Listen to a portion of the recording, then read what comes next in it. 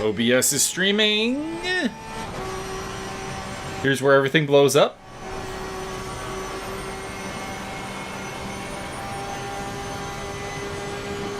We live.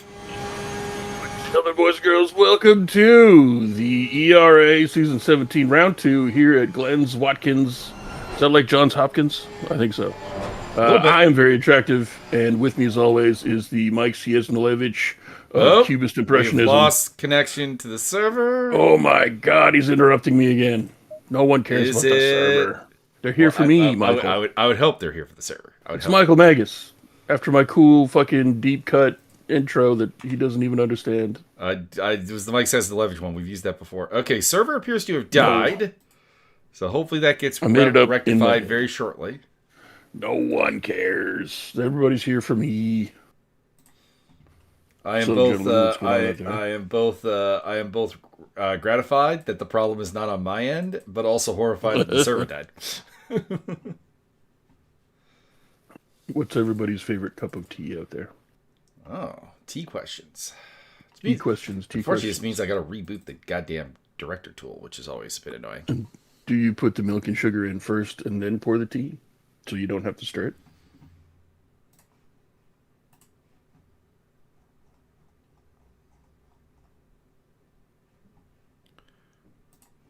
Let's see. Is the server chat absolute? Oh, it's an entry list problem. Okay. You entered roughly. Too roughly. All right. Well, sorry to the audience. We are headed back in. Oh, it's plus 18 there. It's minus 18 here. Okay. So we got a little practice time here. The pig penetrator. There is an option to skip practice, so hopefully whoever is handling Server 2's administrative functions. Talk about practice. And, well, they'll probably wait until they get similar numbers to what they had before. There's a couple of cars missing at the moment. I do like the green machine. Green machine, good scheme. Oh yeah, who is that? Car 130. Who are you? Bozer. So I don't recognize that livery. Ah, it is Bozer. Beauregard, Mr. Beauregard Zerga. I'll kind of miss his old livery. His old livery was kind of like just a basic black car, but for whatever reason, it worked well. So I will kind of miss that, but I appreciate the dragon. Car 726 looking like a pretty classy 80s sneaker. That's pretty good. Looks like an A6. That is our boy Lucio Condi. Looks like an A6 or maybe a Puma. Looks like something they would do. Of course, we got the Rust Bucket. Adidas. Hell yeah. Rust Bucket up in here.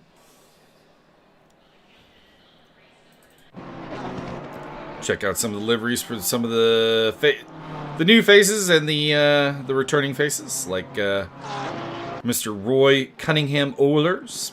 He's just gone with a basic in-game custom. Nothing wrong with that, but a little bit uncreative. What's this about the Oilers? Oh, we got a new driver, Rallywell.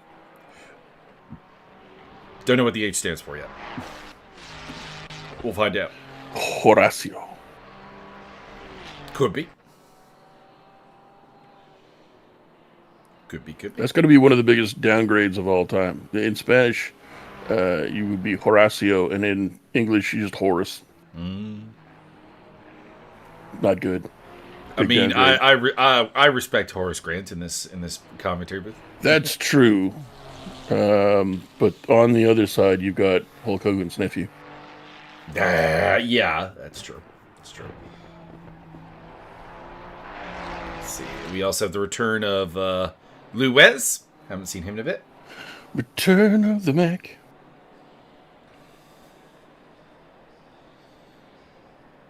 Seeing who else we have new, who we didn't have in round one. Bex. Don't know the first name. Newcomer. As far as I know, he could have been like old-time Server 1 guy who's just making his Server 2 debut, potentially.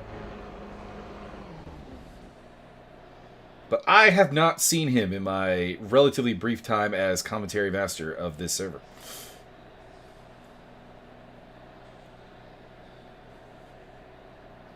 You think he's been off making beer? Could be. Oh, could be. Could be. Off building a world-class brewery.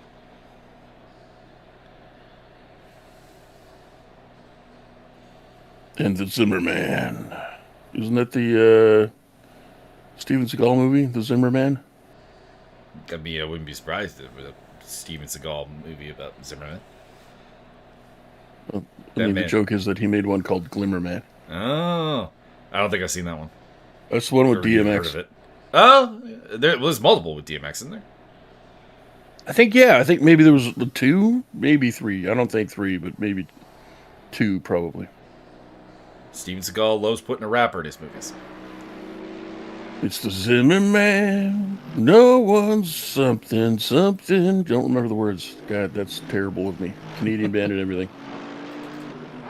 Ooh, that's not a bad lap from Mr. Oilers Cunningham.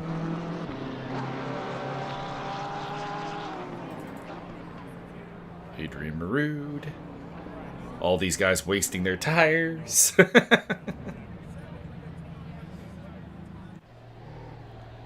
Not really. You'll be able to get tire wear easily for the remainder. But, you know, it is using up tire life for not really any particular reason.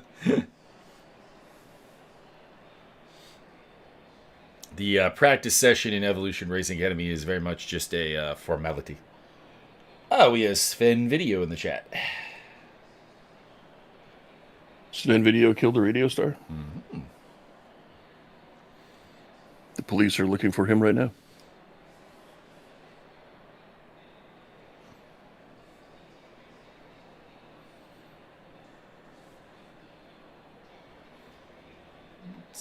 So we got 36 cars, it looks like. We had 35 before, so we've added an extra one. I think that was Rallywell wasn't here in the original server. Just makes me think that Rallywell might have been the one that had the entry list issue, potentially.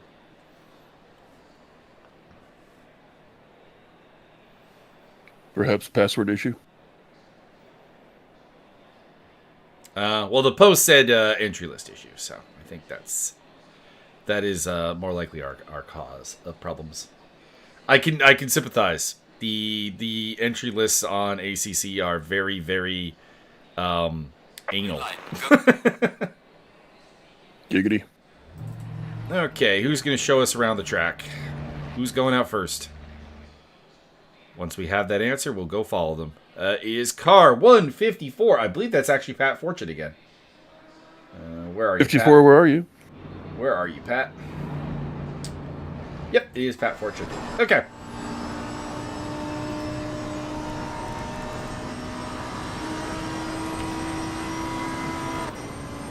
All right.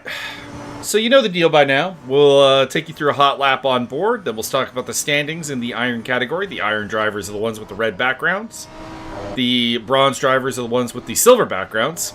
And the silver drivers are the ones with the white backgrounds. You might be like, why don't the silvers have the silver backing? Honestly, we could do that. But the deal is, of course, on a regular ACC server that white would represent the... Also, it's passenger review I think I want. It's normally that the white would represent pro drivers, aka gold and above. But this server has no gold and above. That's over on server 1.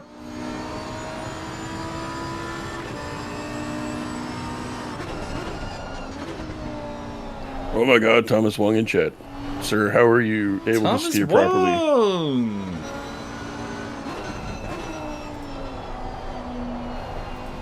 Tom King Kong Wong. How you doing today, Thomas? You gonna go out there and make us proud? As the commentary booth championship pick? Are you all hopped up on meth? Alright. Pat's about to start a hot lap, and here we go. We're coming up to turn 1, which is called the 90. Mostly because it's basically a 90-degree turn. And then this is probably the funnest part of the track. This is called the S's. And you basically want to be about as close to full throttle here as humanly possible. And having done this in real life, it is, it'll put hair on your chest.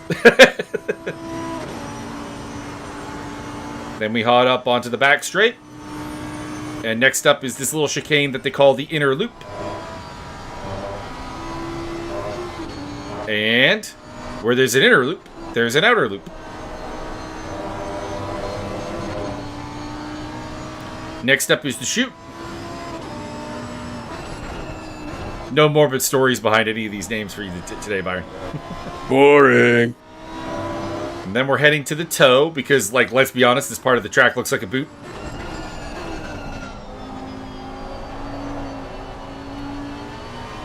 And this little straightaway, it's called the boot. And Byron, would you like to take a guess on this next turn's name? Laces Out Marino.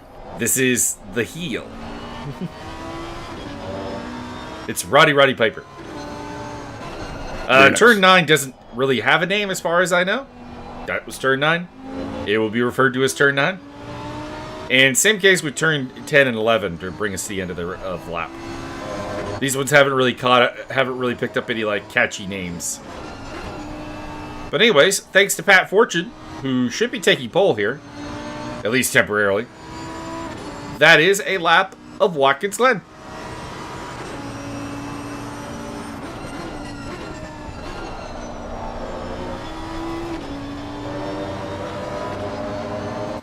Throw some helicam up for Byron. Hell yeah. Byron Hell yeah for the loves helicam. Jos van de Velde taking top position. Also, since we have his livery working finally, Jos van de Velde, the Van Nel Racing Crew, we have functional liveries. Let's go.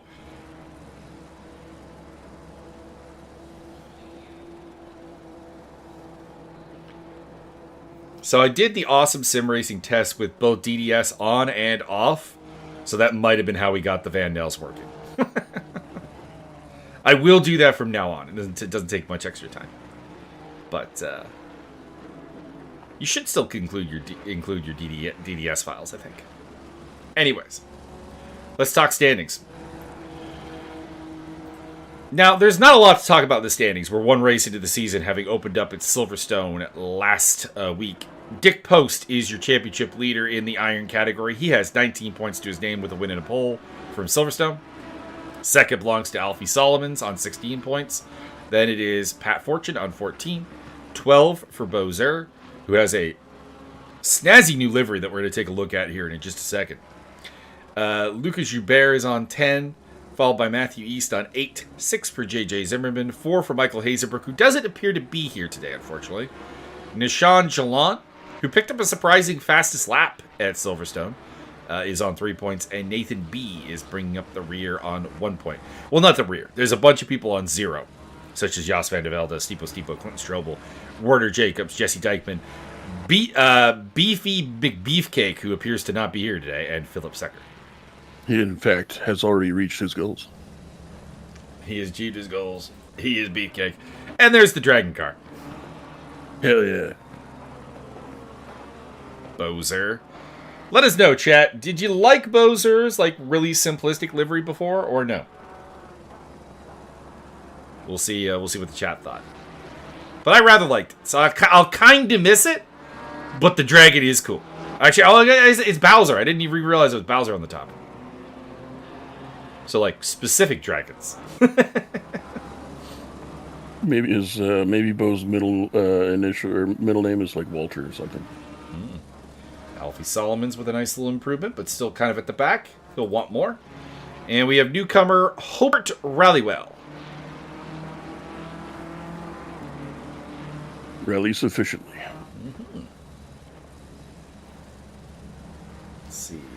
Like I said, we've got Lou Wes back in the field. And, of course, I'm very excited to have Lucio Condi back in the field. Lucio Condi was doing some really good things at the end of last season, representing Converse Racing this season. Oh, so I was correct. Mm-hmm. That's why it looks like a sneaker. That's why it looks like a sneaker. And we also have the return of another former driver, well, current driver, back driver, Roy Cunningham Oler, who I swore was British, but apparently he's American.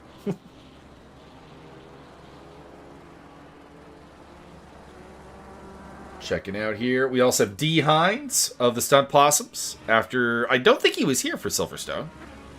Don't have him on my sheet, anyways. So, a rare missed race for him. And he opens up his season here at Watkins Glen. Thomas Wong likes the old Bowser livery more. Yeah. I wouldn't say I like it more, but I will say I will miss it. It was simplicity exemplified. It was elegant. Also, Rallywell shouldn't actually be on track right now unless that's a misclassification of their category. So there may be some confusion. Hopefully they pop into the pits when the iron session ends and they do not do extra laps. But we'll see. It's possible that they are an iron driver and that the entry list issue is not having the correct number plate. I would say based on current lap times, Seems likely. he's probably at the correct qualifying station. Mm-hmm. Well, I mean, Bowser, Dick Post. Well, we talked about Dick Post probably being someone who's going to get promoted before the end of the season. Jalon's got excellent one-lap speed. Jalon's issue is quite simple. Internet connection. Right. If you'll recall, Jalon was the driver who was, teleporting around the track last week, so... Not really necessarily a indication for that Rallywell's pace is not in the bronze category, but we'll see.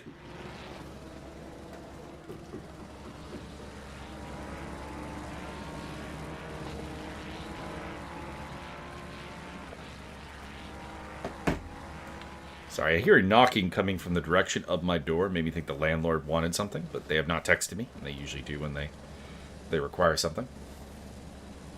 And there's been a lot of noise from upstairs during today. I think it's mostly just they're doing some kind of maintenance. Dick Post has got a really good lap going. He's about a second faster than his previous lap. Alfie's in chat. He crashed and doesn't know the track, has not practiced, has had a busy week, and will be entertaining for the rest of the race. Most likely. Dick Post comes across the line and establishes his dominance with a lap that is 1.3 seconds faster than Jos van de Velde. So does Post, Van de Velde, Nathan B. Nathan B with a good lap. Bowser, Pat Fortune, your top five. As for Alfie, don't worry. There's a couple of yellow flags out. Pat Fortune and D. Hines in the wall. Not a good moment for the Stunt Blossoms.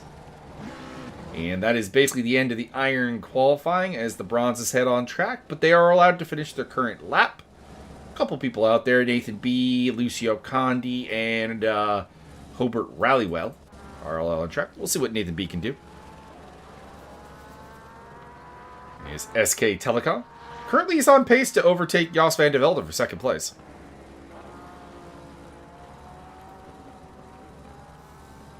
Nathan B. The B stands for Bexcellence. Don't know what the B stands for. Beauregard. Everything's Beauregard. Beauregard. Could be Beauregard. Cephas. Could be Bastion Booker. Could be hyphenated. Didn't think about that. Mm-hmm. The hidden hyphenation. Or maybe it's all just one word. Could be. So got 2 iron laps. Well, maybe 2 iron laps. Again, we don't know what the classification for Hobart Rallywell actually is. But Rallywell's out there and Nathan B. are out there. Here we go. This should be good enough for second place. Not anywhere near pole, mind you. Dick Post is once again in a category of his own. And Rallywell currently in the red, so I don't expect an improvement here this time around from the Emile Frey Red Bull Racing Ferrari.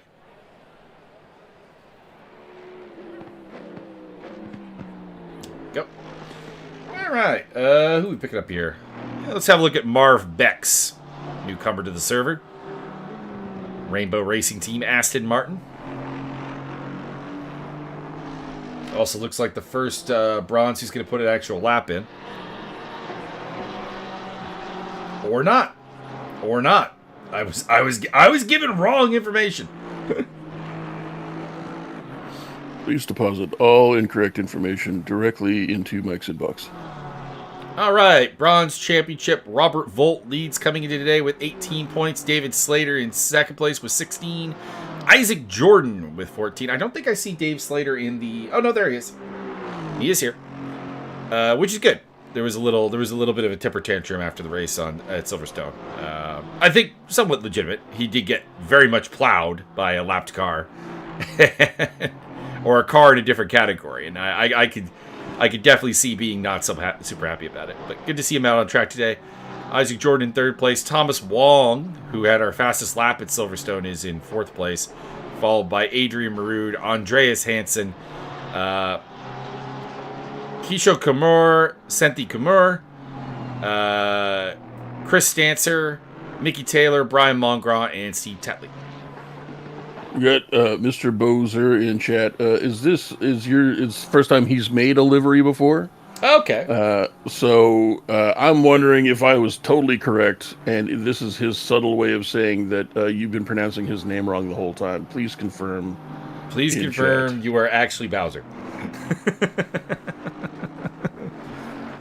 Or if maybe you are Beauregard Walters, or either way. Clearly, we need to bring Bozer into the professional wrestling sim and have him tag team with Bo Beagle. I believe we have Nathan B in chat. The B is a very Polish last name that he does not wish to reveal. Is it anything like Ciesnolevich? Well, we're game to take a stab at it. Wisniewski? What starts with a B? Is it? Are you related to Bart Pelashevsky? Well, that wouldn't work. Bart's his first name. That's the joke.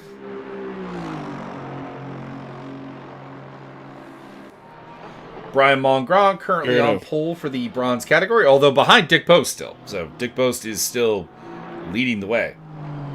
All right, so confirmed it is Bozer, but he's goofing around. It's a play which I on appreciate. Bowser. Okay. We just assume that your middle name is Walter, and therefore it all works. Indeed. Bo Walter Zer. It even rolls off the tongue.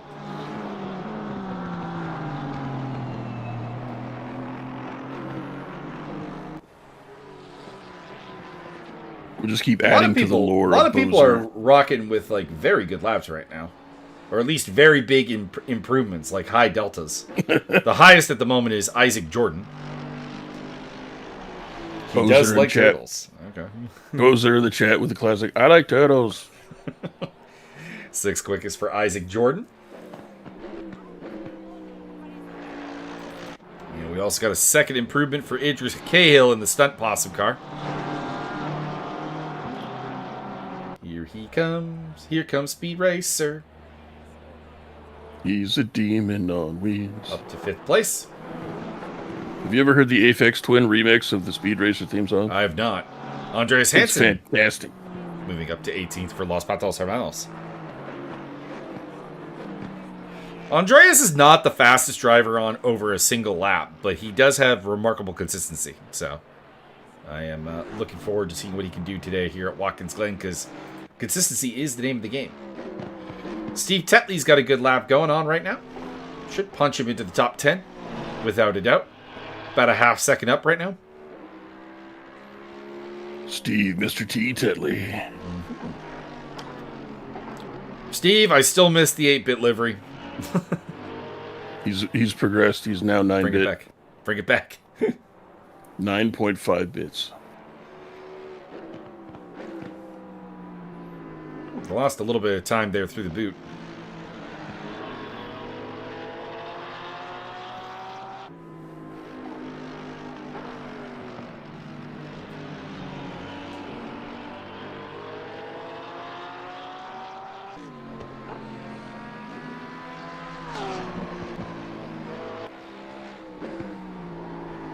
And he bring it on home.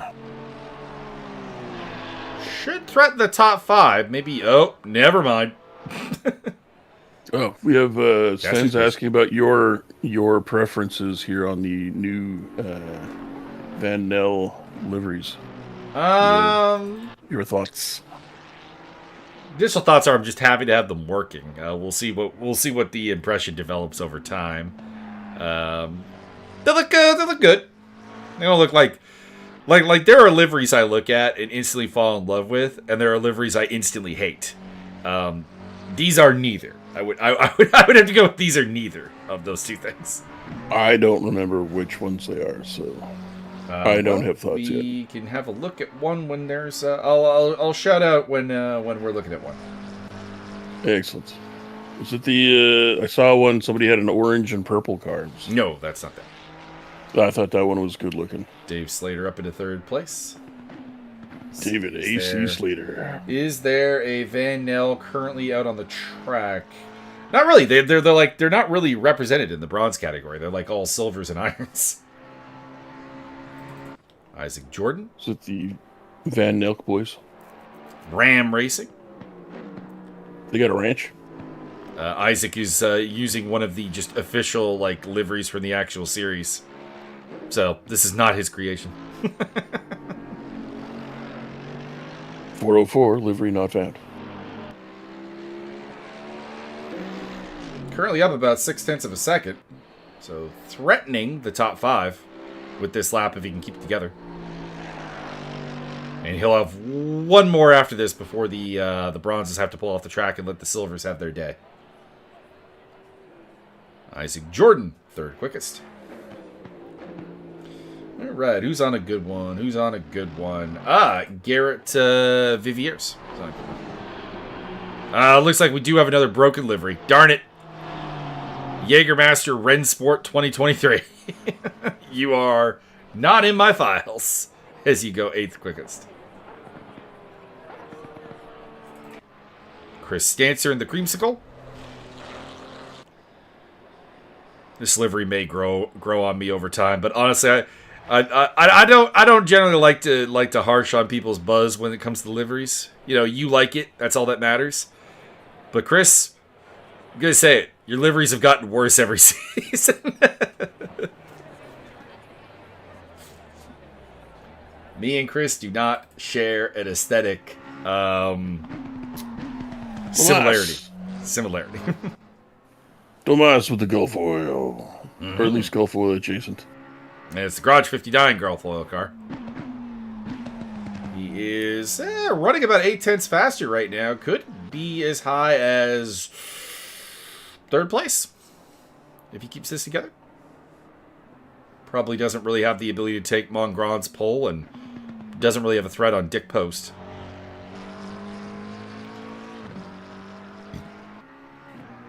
But everybody else, watch out. Thomas is coming.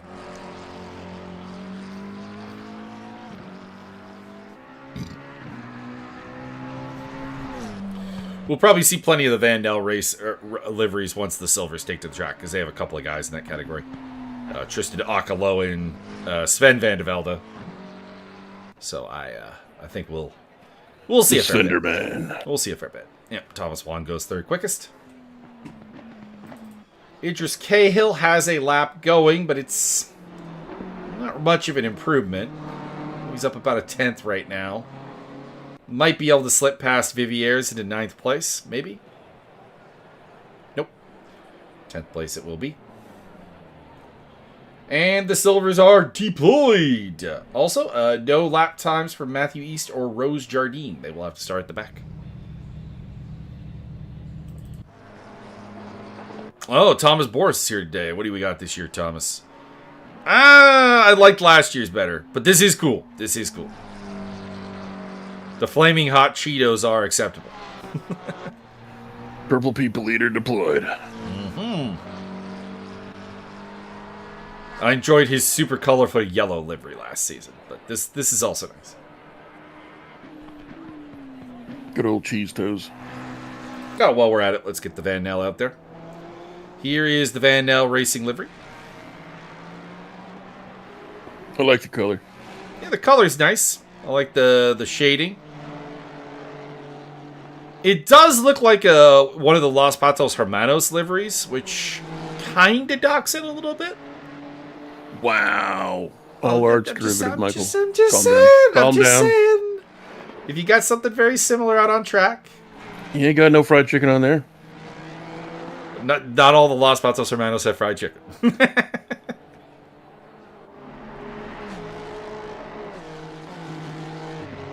See if there's any variety in them. No, looks like a pretty standard template. Here's Tristan Akaloans.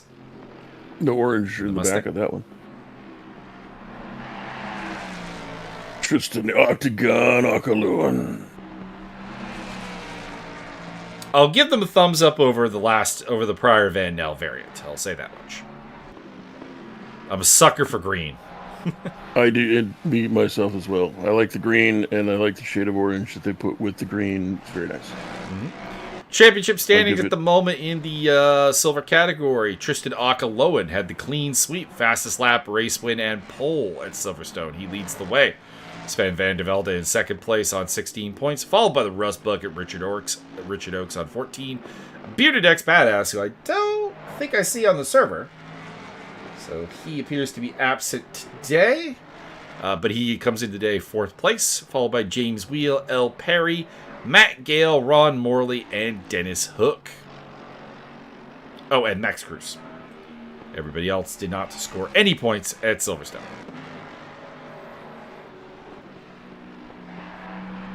Early on, it's Thomas Boris who's at the top of the silver charts, but he's only in fourth place. See what Akaloan can do here. Boom! Third place.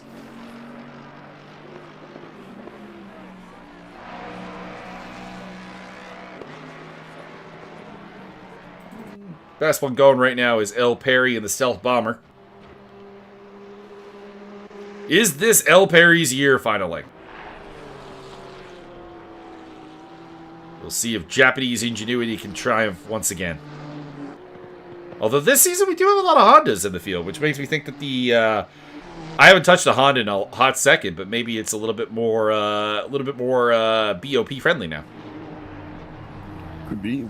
Do you think they put a keyboard in this one? Maybe. The Honda has always been kind of a car that's never gotten a lot of love from the developers, so it's always been kind of behind the meta. Like D. Hines? His long-lost brother Behinds? Yes. Indeed. L's kind of lost a little bit of momentum here. Matt Gale's got a pretty good one going. Was better. He's lost a little bit too. Cyber Racing Porsche for Matt Gale. Not a great outing at Silverstone, but he cannot be ruled out as far as the championship is concerned. Big power slide through the last turn. I like that. Lost a bit of time, but hey, it looked cool. Don't care. Style points. Style points do win. Akaloan currently on a lap that could put him on pole. Also, James Wheel on a lap that could put him on pole. So it looks like the Mustangs are very solid once again. They were very strong at Silverstone. And early on here at Watkins Glen, that does not appear to be something that has changed. As Wheel goes second quickest, Akaloan takes pole. Is it true that the wheel in the car goes round and round the track? It does. It does. Kerry Patton's back. Missed the opener at Silverstone, but has returned in a front-wheel drive car. I don't know how to take this. Not front-wheel drive, pardon me. Front engine. Front engine. My bad. Don't come for me, chat. Front engine, front-wheel drive, going backwards. Kerry Patton has historically been a mid-engine guy, so this is an odd car choice for him for sure. Is that because they put the engine under the driver's seat? It'd be like L. Perry swapping into an Audi.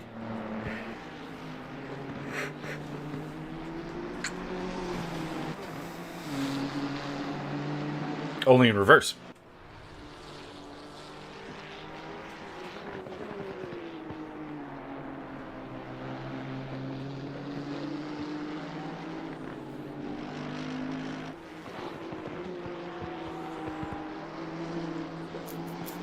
Couple of decent laps going on here, but no one's really making waves. No big deltas. Best out there at the moment is either Sven Van de Velde or Sean Young. They're kind of in the same boat. What we need now is somebody to do a Chuck Norris livery and be on Delta Force Racing. I'd settle for I would settle for Expendables Motorsports. Expendables, and then everybody could have their favorite action person on their hood. Exactly.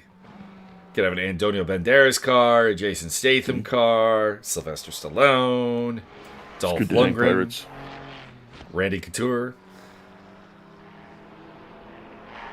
Randall Contour, Terry Crews. Even with the ears. Terry Crews is a must. I feel that's mandatory.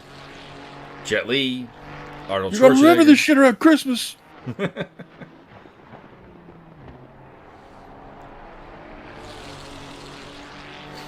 Throwing a little Wesley Snipes. Indeed. Although if I'm doing a Wesley Snipes car, it's going to be Deadpool versus Wolverine is the answer. It's only going to be one blade. That is a highly enjoyable movie. It is indeed. The Cavalrine. Also really enjoyed Channing Tatum as Gambit. Yeah. Finally got to do that. He's been trying to get that out of for like 15 years. He's been desperately seeking the Gambit role. Senor Bean, oh yeah, Wiley and Chad. We need a Senor Frijoles. Mm-hmm. We get one of the Los Patos Hermanos guys to have a Senor Frijoles car. Yeah, that's true. That's true. Akaloan's still on pole. Good lap going for, speaking of Los Patos Hermanos, Max Cruz. This should be about third place. Ooh, second, actually. Got it by 0.02 of a second. Whoever's got the most hood space for a Mr. Bean would be. That'd be the Mercedes for sure. They have a massive front end. Speaking of which, where the heck's RC? Don't know. I told her we were going live. R.I.P. RC. I mean, let's be honest. Probably the hair. Probably hair got tangled. Probably stuck on something. Hair got tangled around pillow. Cannot exit bed. I keep bugging her to just cut her hair short. Nah. Just embrace the pixie look.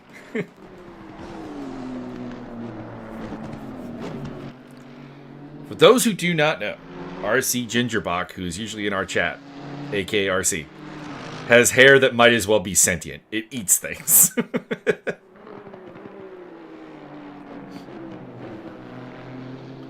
We call her Tangela after the Pokemon for a reason.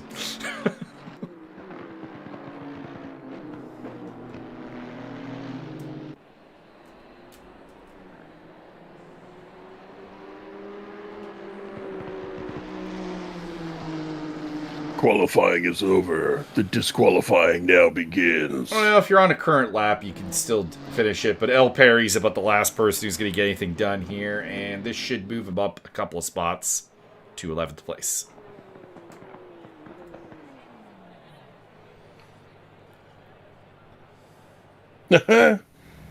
She has been summoned. RC and chat confirmed. Hello, RC. Mike wants to chop your hair off. She knows.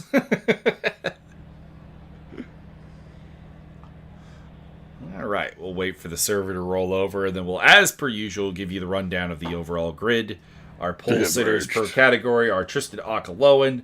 For the silvers, for the bronzes, Brian Mongron, and for the irons, this guy's not staying in iron for very long. I'm just saying it. It's Dick Post. First to the post. Can't be qualifying in fourth place overall, Dick, and expect to stay in iron. I'm just saying.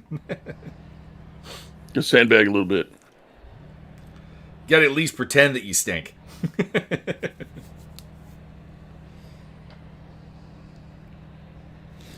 Yeah, P5 to P10 is very tight. Actually, yeah, you're right there, Thomas. Very tight group between Brian Mongron back to about Thomas Wong there. Very tight. Tight, tight, tight, tight. Kicks like a mule with his balls wrapped in duct tape. Tight, tight, tight, yeah! The grid in general is pretty tight outside of Akaloan being a little bit ahead. He's about a half second faster than anybody else. But otherwise, reasonably tight stuff. No lap again for Rose Jardine or Matthew East, so they will be starting at the back, possibly from the pit lane. They may have picked up a qualifying ban. That does happen periodically when people have been naughty at a prior race. Dun dun dun! Everybody has a 17-minute penalty. That'd be a bit much. Be a bit much, sir. Bit much.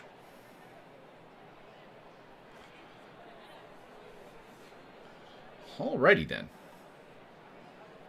All penalties cleared by the administrator, so here we go. Penalty population, Tristan Akaloan's got 2 5-second penalties, so he's going to have a 10-second at his pit stop. Sven van der Velde also with a 5-second penalty. And you can see them continuing to populate there. We have penalty for Nathan B. 2 penalties for Nathan B.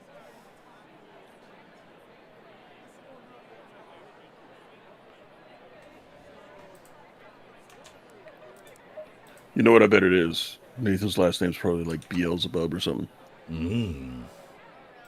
I saw somebody else. Robert Volt. I was going to say. I saw car 405 had picked up a penalty, but I didn't know who that was. And that is the championship leader in the bronze category, Robert Volt, who's starting way down in 27th place. Now, to be fair, he started way down the pecking order in Silverstone and came away with a win. So I don't think he's worried. Qualifying doesn't seem to be Robert's particular forte. And Mr. Dykeman, with the muscular dystrophy shout out.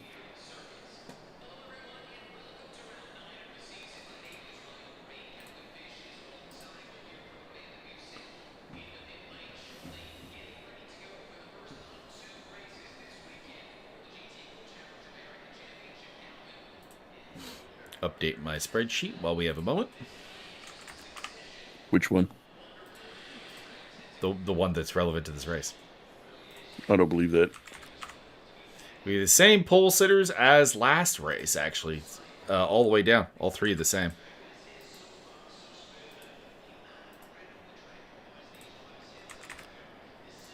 Now, it should be mentioned, only 2 of those won last time, as Brian Mongron failed to turn his pole into a victory. We'll see if he can do that here today. And we'll see if anyone can take the fight to Dick Post and Tristan Akaloan.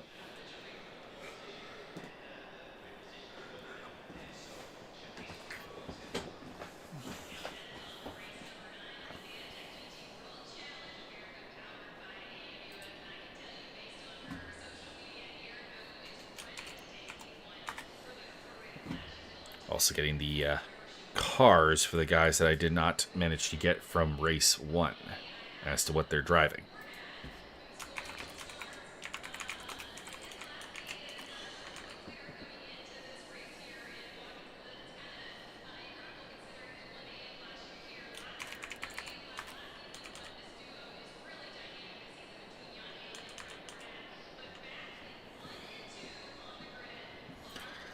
So, Byron, we should see some pretty good lap 1 action. Watkins Glen tends to breed your favorite type of action. Yeah. Carnage. I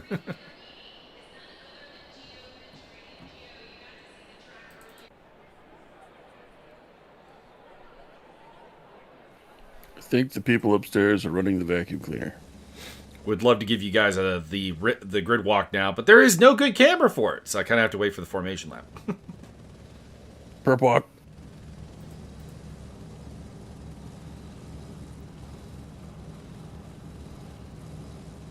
I like the fact that they're advertising Zippo lighters in the place where all the gas is. Very nice. Oh, the Mustang front row actually did get broken up. I didn't notice that. Max Cruz managing to slide between the 2 Mustangs. Max the Missile Cruise.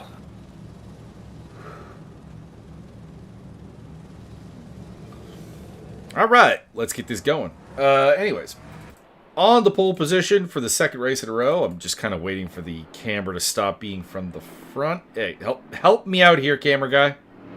There you go. On pole position for Van Nel Racing, the Mustang of Tristan Akaloan. Joining him on the front row, it's Las Patos Hermanos' Max Cruz. James Wheel in the Team Track Tool car is in third place. The top iron is Dick Post in the Van Nel Porsche, followed by Brian Mongron. He is your pole sitter for the bronze category in the Jensen Rocket Honda. Sven van der Velde joins him on row 3 in the Van Nel Honda, so an all-Honda row 3. Then it is Ron Morley, formerly of the Purple People Eater, now the Pastel People Eater, in the BMW. Followed by Thomas Boris in the Flaming Hot Cheetos McLaren. Then it is Sean Young, the first of the Cyber Racing cars, in 9th place, ahead of Thomas Wong, who will start from P10. El Perry in the Stealth Bomber will start from P11 there in the Nissan. Joining him on row 6 is Matt Gale for Cyber Racing. Bit of a lackluster qualifying for him. Isaac Jordan for Ram Racing starts P13 in the Mercedes. David Slater's going to start from the pit lane. He was going to start 14th for Team Track Tool. Adrian Marood for the Nubs Racing Division in 15th place. Nathan B. will start 16th for SK Telecom.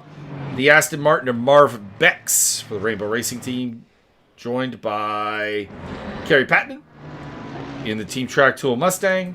Then it's Idris Cahill first to the Stunt Possums. Jos van de Velde for Van Nel in the Ferrari. The Porsche of Richard Oakes. Richard Oakes down in 21st place. Byron, have we ever seen such a thing? Maybe. The Rust Bucket is way down the pecking order, joining Steve Tetley on row 11. Bowser in the Bowser car will start from P23, followed by Pat Fortune for the Stunt Possums. Nishant Jalan will start for 25th place, followed by Robert Volt. And then Andreas Hansen. I'm going to wait for the camera to get to a better spot so that it'll actually focus on a car. Out here. Los Patos Hermanos, Andreas Hansen. Newcomer Hobart Rallywell will start for 28th place ahead of D. Hines for Stunt Possum. Then it is Chris Dancer, the veteran, in 30th place, followed by Lucio Condi, a returning Lucio Condi. Then it is Lucas Joubert for the Griffins. Lou Wes, representing Los Patos Hermanos. Roy Cunningham O'Lairs for Com Enterprises. Jesse Dykeman for Van Nel. J.J. Zimmerman for Team Track Tool. Still doesn't have a very Track Tool. Oh, he does. He has their old livery. They're mixing DeWalt and Milwaukee, Byron. I don't know if this is a good idea. That's a fight at a Home Depot. Alfie Solomons will start 37th place, ahead of Matthew East, who did not put up a lap time, and Rose Jardine, who did not put up a lap time. David Slater started for the pit lane, like I said. Let's get back to the front and watch us head out onto the track. Helican engaged. Hell yeah.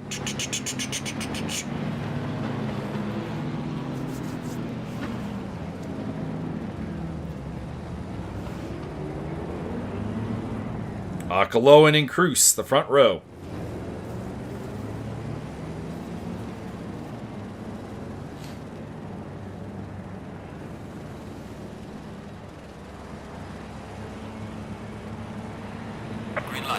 And we are off. We are live here at Watkins Glen. We are in anger.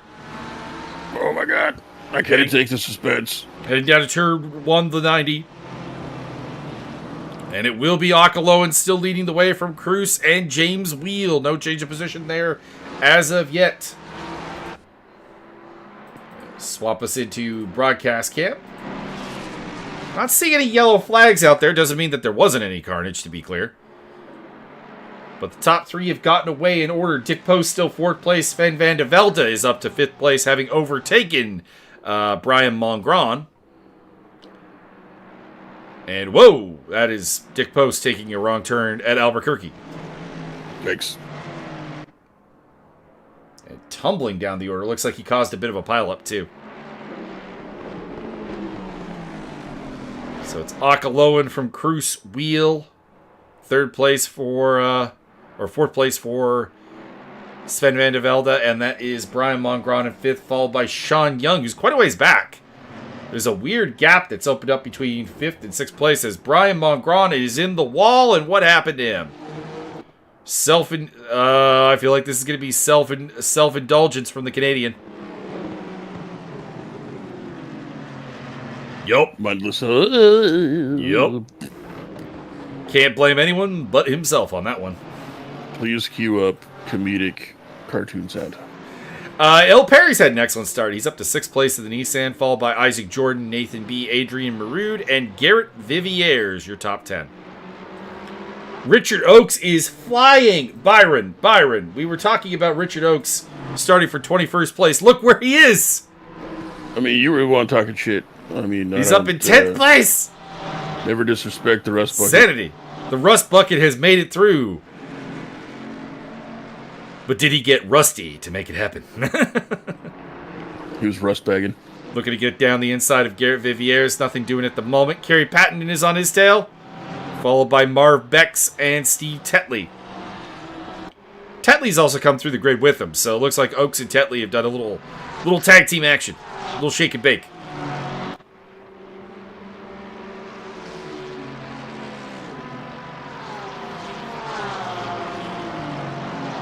Around the outside move, Viviers does not fight that too hard. Looks at Richard Oakes and says, you know what? I don't want to get that rust near me. Go ahead. Although, I think there might actually be a problem for Viviers because he's also just lost out to Kerry Patton and is now under attack from Marv Becks. Make sure you partake in Richard Oakes' new snack treat in Rustables.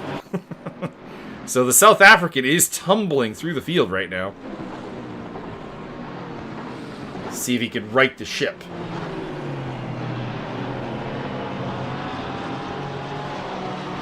Couple of cars in the pits. Lucio Condi, Dick Post, Sven van der Velde, Thomas Wong, Thomas Boris, Ron Morley all in early. Must have gotten caught up in that pile-up that Dick Post caused. We did not, unfortunately, didn't get a great replay of that. Or great look at that. Well, yeah, should have replayed the whole thing. Looked like from what I could see, just like a really bad rejoin by Dick Post after he got one. Oh boy. And Alfie Solomons removing the obstacle of Idris Cahill with a little bit of physicality. Battle between dread. Stunt Possum and Los Patos Hermanos there. Oh, he's giving the spot back. Very gentlemanly. It's also going to cost him a spot to Clinton Strobel. Or pardon me, that's Roy Cunningham Molers. They're running very similar liveries. I may make that mistake a couple more times. And they're not teammates. They're just running very similar liveries.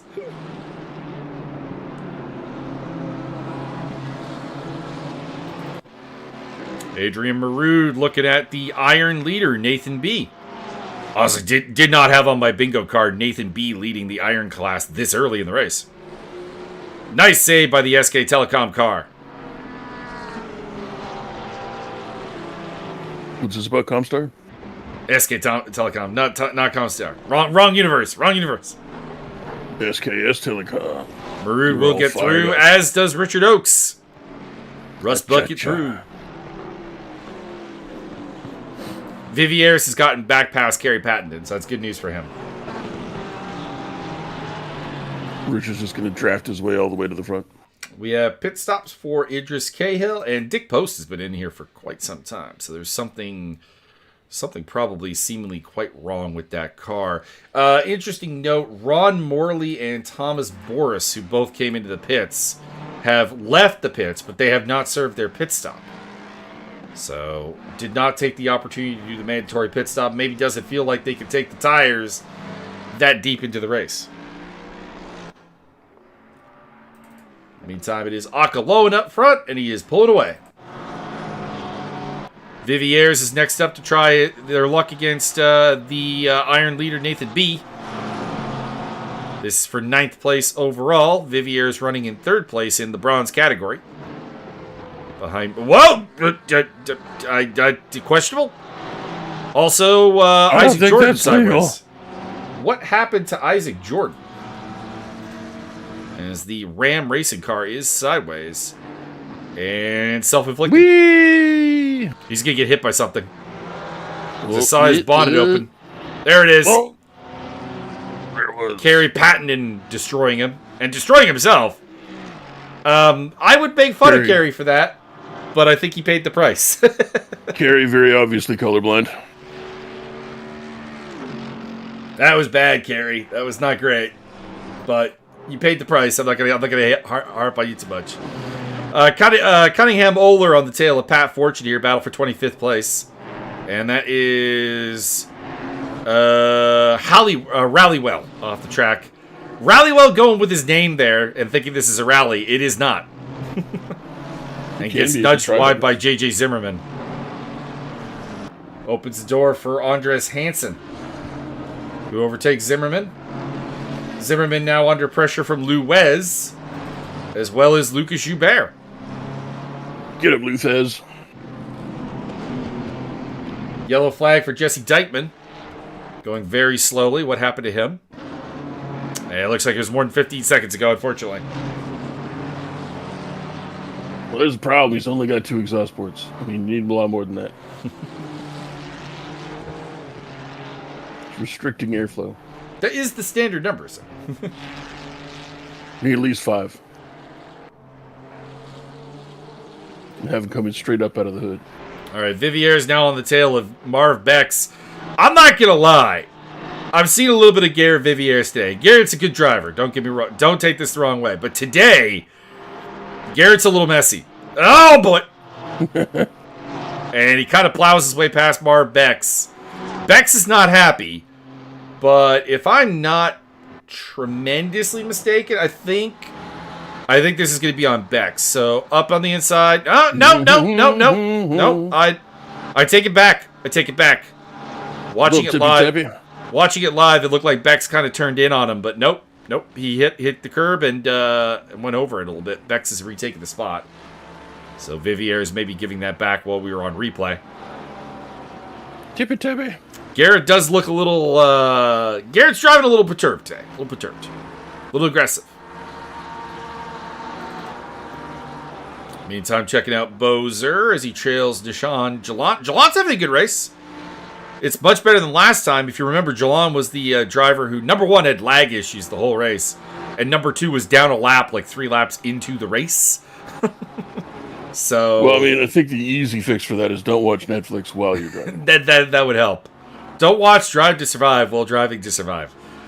As Robert Volt picks up a spot over Bozer there. Bo made that pretty easy. Bo has historically always been a guy who really only fights the iron drivers. So I'm not surprised. Robert Volt is not in his category. He doesn't feel the need to test his mettle against the bronze championship leader.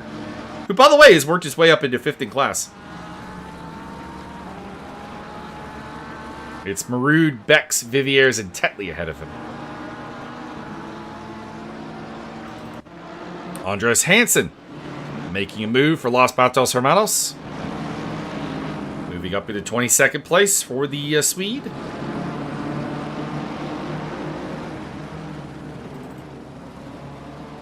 Andreas, listen to me carefully. I know you're Swedish, and this movie may not have any impact for you, but have you heard of the Hansen brothers and Slapshot? Lou Wez getting very close to JJ. Oh, Adrian Maroon's off the track. Oh my god. Let's have a look at what happened to him. Self-indulged. Oh, nope, that's all on him. Just got lost on the way to the drive-thru. Got the bus stop loop wrong and ended up way off the track. Very politely. You know what? Actually, the way he was stationary there for a while, I kind of suspect hardware failure for a moment there. Maybe a wheel issue that he had to fix. Going side by side with his good buddy Robert Volt. And gets the overtake. The cleanliness is questionable.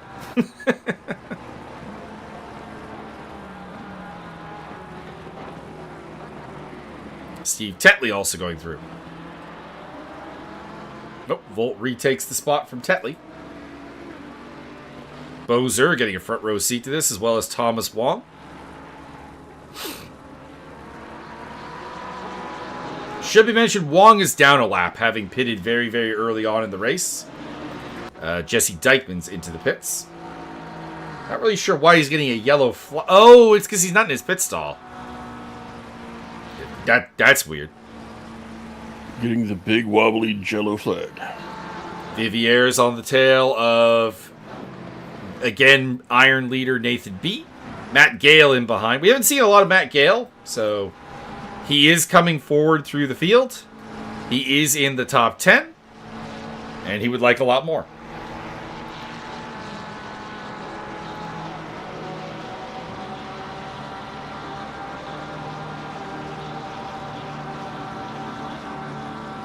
He would like to overtake Viviere's and Nathan B.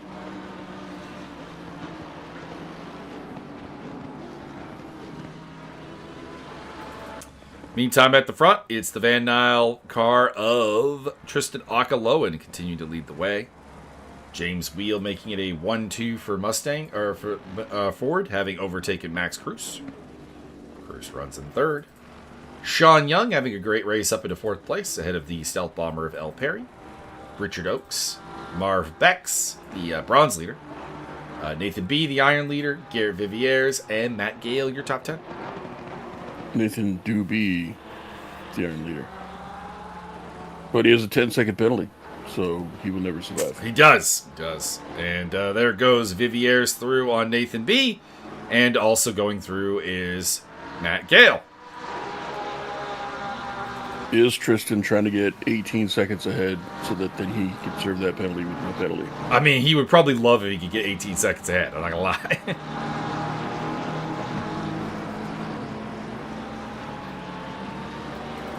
Rose Jardine, after not qualifying, is having a pretty solid run. They did 20th place. That's a 20-position gain. The top pitting car, surprisingly enough, appears to be Matthew East, which is... Oh, wait, it's not him anymore. It's Thomas Wong now.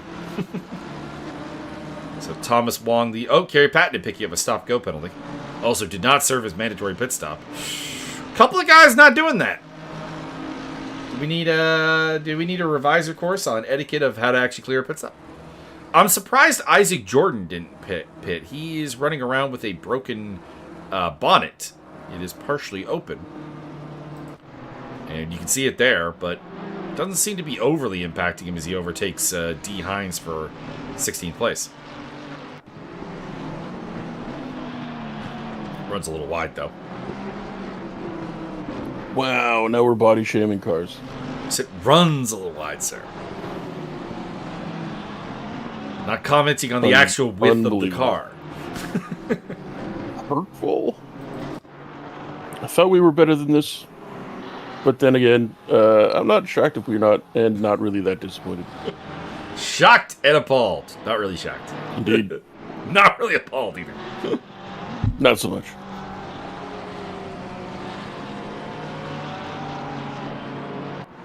Almost every time Byron is shocked, it is basically the fry beam. Shocked! Well, not that shocked.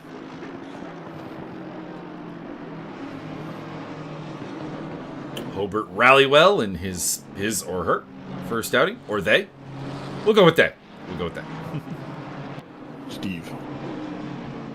Overtaking Roy Cunningham Oler for 27th place.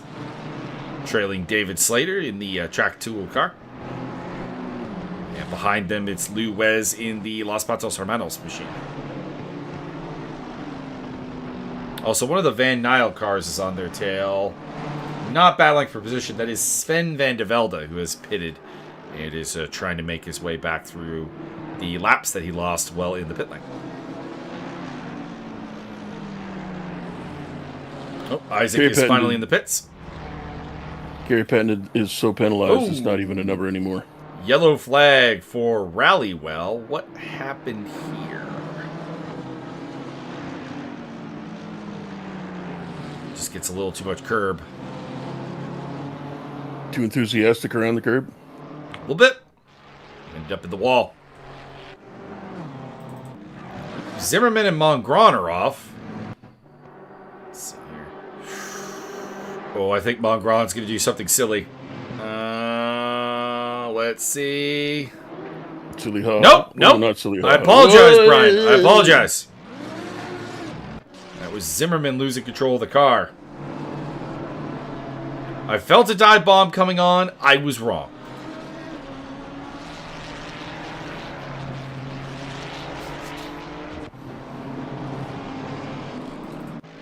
Sean Young putting the pressure on Max Cruz. So Cruz qualified very well, but does not really seem to have the pace right now.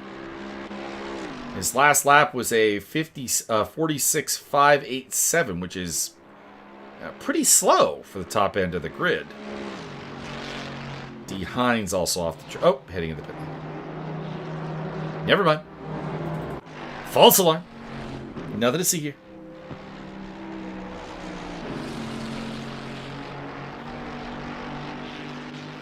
This is going to be one of those tracks where going into the pits triggers a yellow flag, unfortunately. It's going to be...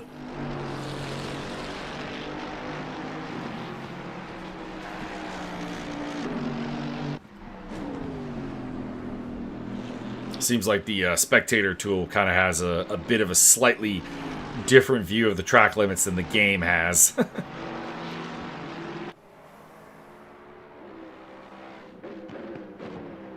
Alright, can Sean Young, who I have watched turn from an iron champion to a silver driver, get the job done here against Max Cruz, who I've also watched go from iron to silver. I feel like these are my two students. I feel like this. I've commentated their career growth.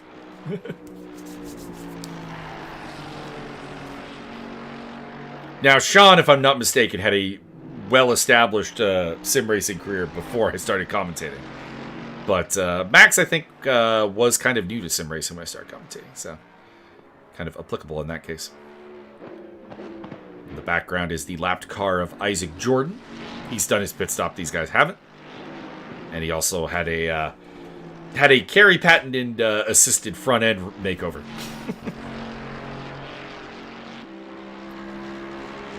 Is he going to get his own show on Netflix? Could be. Kerry patented front end rearranger.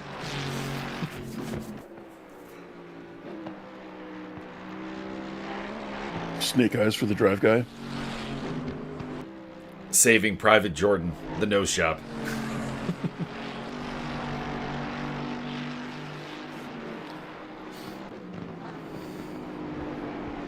Pretty sure I'd consider the bond of the car basically the nose. If we're trying to give it like anatomical, terminology. Adrian Marood is in the wall. Let's see what happened. Looks like we just missed it.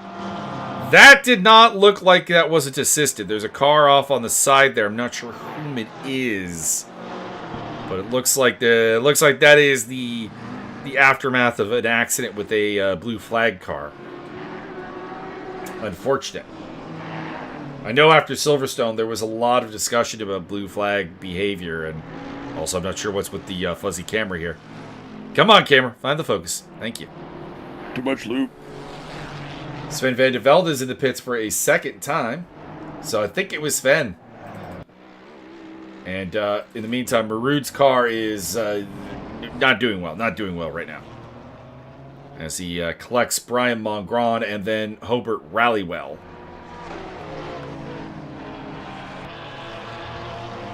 Also one of the Van Nels, I think Jos van der Velde as well. So hopefully he can limp that baby around to the pits. He needs to make a pit stop anyways. It might as well be now. That car is not functioning properly. I'm sure they just need to adjust the carburetor. Brian Mongron picking up a stop-go 30 seconds. Probably for speeding in the pit lane. Either that or possibly action regarding the contact with Marood. El Perry's in the pits, dropping down the order.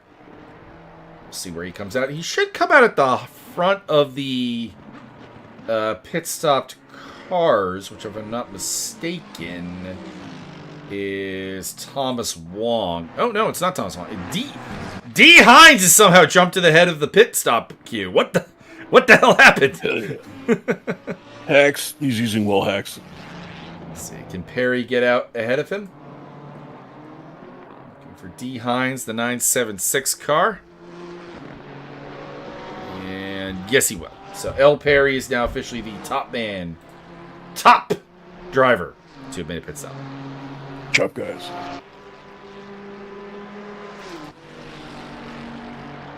We'll get back to Sean Young versus Max Cruz for third place.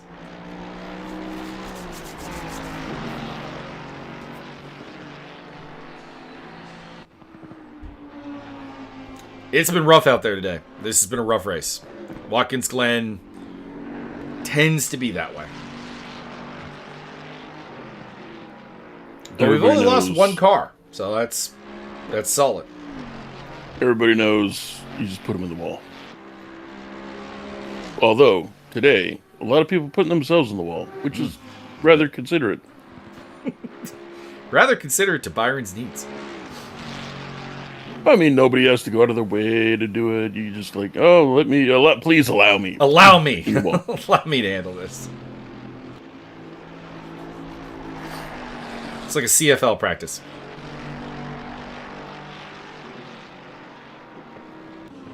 So polite. Indeed. Andres Hansen and Pat Fortune going side by side. Hansen winning out on that one. Las Patos Hermanos versus Stunt Possum. Rivalry as old as time. I don't actually know if they're particularly rivals, but I mean they've been battling in the championship standings every year of the team championship that I've been doing, so I'm gonna say yes.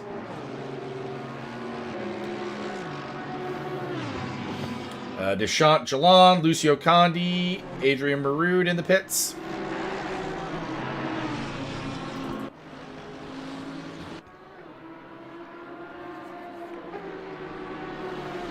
And Sean Young continues to stalk Max Cruz.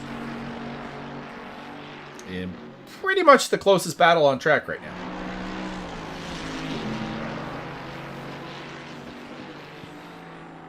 Lot to sort out, though, of course. We got pit stops for the top 22 still to be done. El Perry leading the way for the those who have cleared their mandatory. Should be somewhere around these guys once things settle down as well. I don't think he has really anything for the two Mustangs.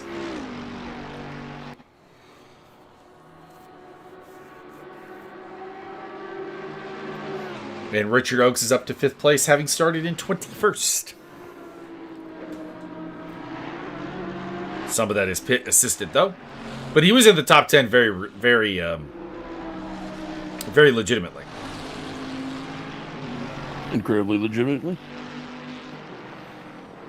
The only particular top runners we've seen pit are El Perry and Thomas Wong, and well, Thomas Wong ended up behind D. Hines, so like I think his top run might be a little bit over today. One of the stunt possums getting kindly out of the way. That was into the wall. That was in fact D. Hines. D. Hines now gets behind. D. Hines getting a little bit behind from Sean Young. These two were rivals in the Iron Championship when I started doing this commentary not that long ago, and Sean Young is just immensely improved. So, chat, a round of applause for Sean Young, please. I can only, since I have to hold a button with my hand, I can only give you a fist bump on the chest. Smack yourself in the forehead. I mean, that does work. There you go.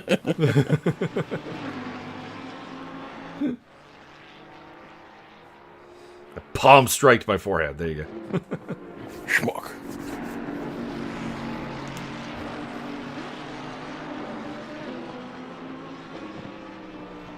Richard Oakes is starting to put the pressure on Marv Bex, who's come out as the bronze leader in all this chaos. Viviers has calmed down and is keeping up with Richard Oakes. It's good to see. For a couple laps there, Garrett was looking like a hazard, so he's pulled it together and seems to be trucking on for at least what should be a bronze podium.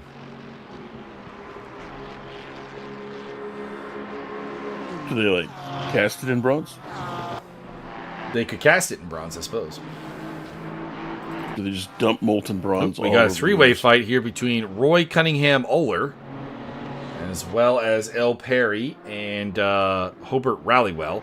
Now, to be clear, this really isn't a battle for that El Perry should be in. He pitted. These guys haven't. He would probably appreciate if they'd be a little understanding about the fact that he is a faster car. And indeed, Rallywell does get out of his way without too much issue. Not sure who the lapped car in this big mix is. That's Dick Post, who had a massive shunt on lap 1 and has been trying to make his way through ever since.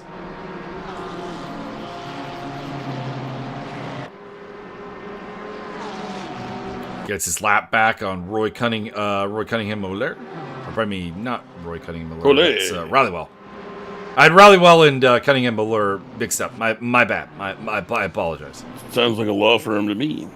A little bit. Cunningham and Oler.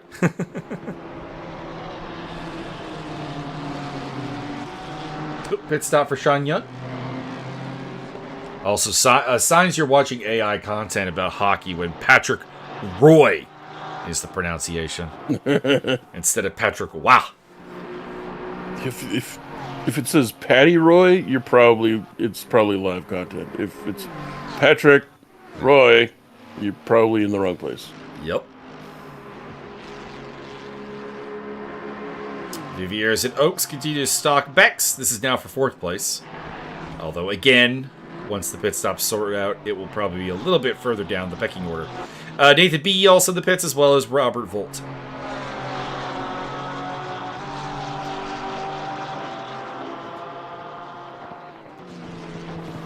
That should be the interest where Sean Young comes out of the pits here. So Sean Young, the interesting car for us is L. Perry, who is car 988. He's on the front straight, so it looks like Young will just get ahead of him. So Sean Young is now your top pit stopper, taking that role from L. Perry.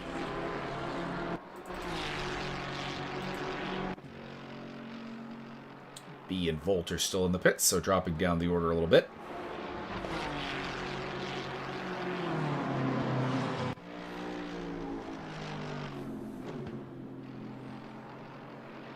Really any great battles going on right this second. What about everybody's battle against the wall? We haven't looked at Thomas Boris's car enough, so Cheetos takes center stage. Cha-cha-cha.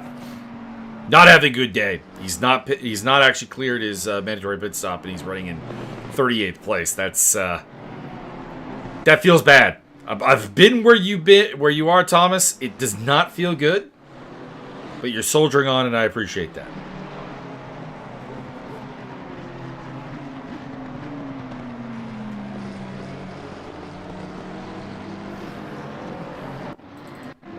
Isaac Jordan is caught up to D. Hines. This is a legitimate battle for position.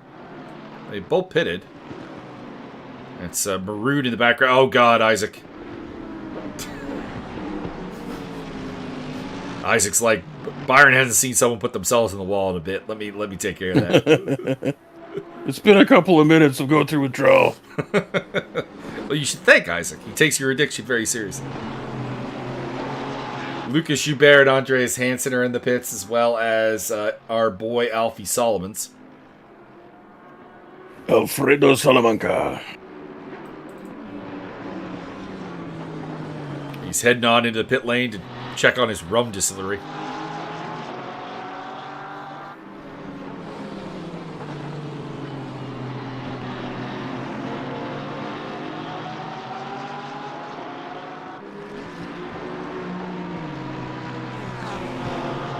At some point, I will write down the full boxing promo that Alfie Solomons cuts in Peaky Blinders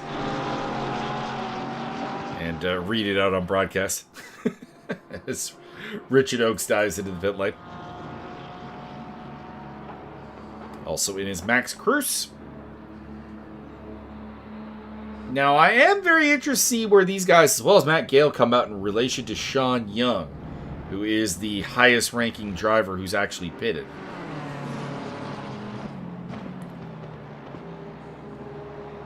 Steve Tetley also in. And that's Lucio Condi in the shoe car. Oh, Oaks and Cruz are sharing a pit box. Don't tell me Tetley is too. No, Tetley's sharing with Condi. Oh, did we just lose Lucio? We might have lost Lucio Condi. He just vanished. Okay. Condi turned into a condor and soared off. Right. Cruz is rejoining. Where is Sean Young? Is the question. Car 23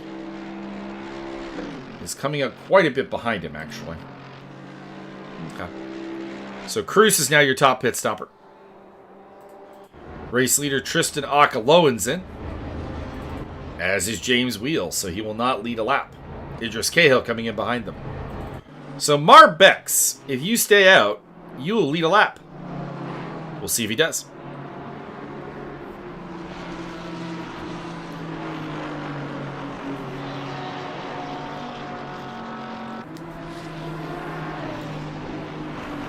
Vivier is also... Oh, no, he's going to pit. So it's going to be Garrett Viviers who takes the lead.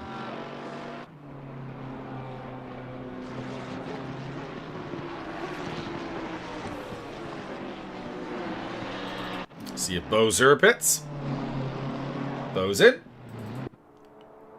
Rose Jardine yet to pit. So it's basically Viviers and Jardine who have yet to pit. The Dynamine, Rose Jardine.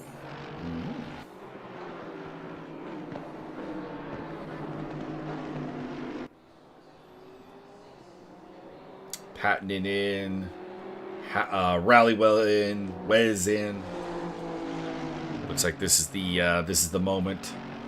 This is the moment where the tires are starting to fall off and everyone's coming to the pit lane. Wow, James Wheel with a great pit stop. He's come out right on the tail of Akaloan, and this race may yet have life in it. I know that Akaloan had a penalty, and that's going to be a big part of that. But hands in the air, wave them around like you just don't care for the 242 pit crew. They did a great job. I don't know. I don't think they're going to make it. Viviers is like 18 laps ahead. He's got a pit. He's actually won't take long. Actually about 38 seconds ahead. Jardine's in. Cunningham O'Lurin.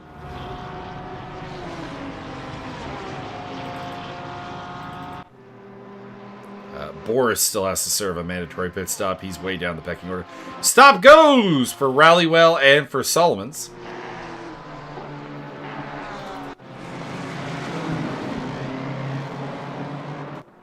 That's a hell of a camera placement.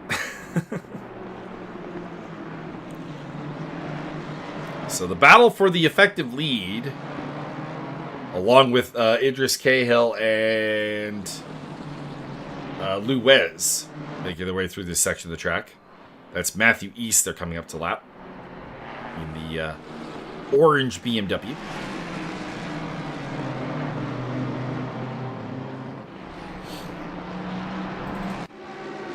Isaac Jordan back on the tail of D. Hines. Now, if you recall, last time he was on the tail of D. Hines, he went in the wall. So, Byron, are you excited? I am anticipating either an interesting thing or a learning experience. These are both good.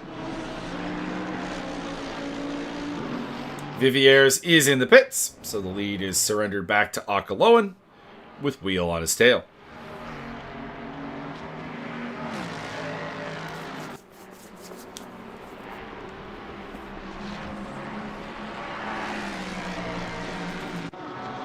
Viviers coming out more or less side by side with El Perry.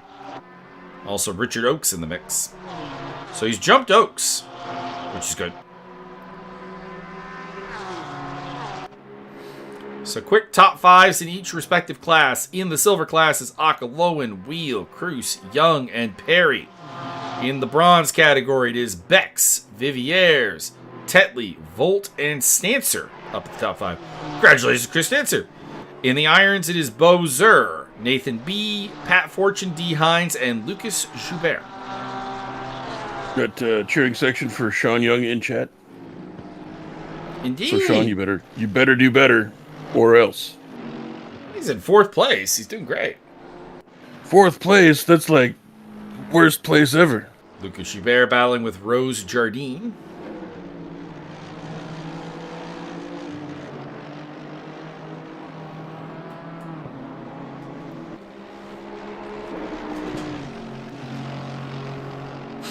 Joubert running a solid 5th in category today. And rally well in to serve a stop-go. Rallying sufficiently. Looking to make the move into the bus stop. And does so actually very cleanly.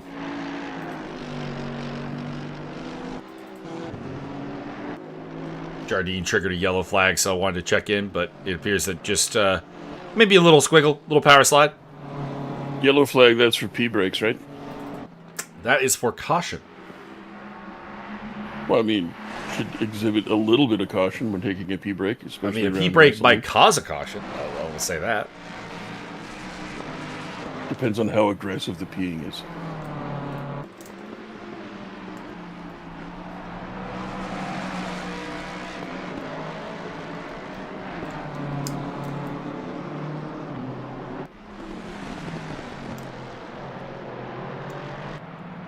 Trying to convince my cat to go make me a snack. He's so far not responding positively. I wouldn't expect a particularly positive thought on that one. Well, I mean, I'm going to give him wet food later. Why can't he get me something?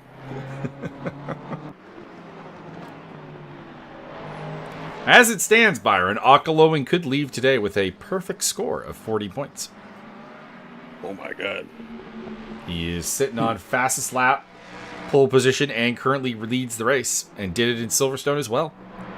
Could be the most dominant championship we've seen in a long time. Early days yet, though. Early days. He'll be elevated to Diamond League. We have 3 cars basically occupying the same spot on track. D. Hines, Andreas Hansen, and Isaac Jordan. Three-way dance for 16th place.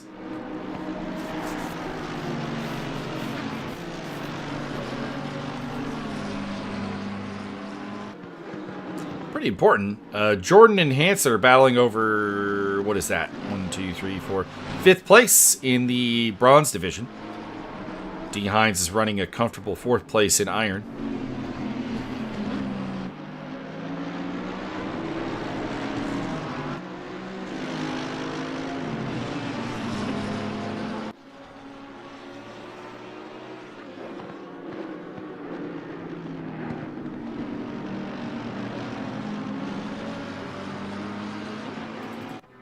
Russ Bucket might be making a move on Stealth Bomber. Into the bus stop. Nope. Nissan closes the door.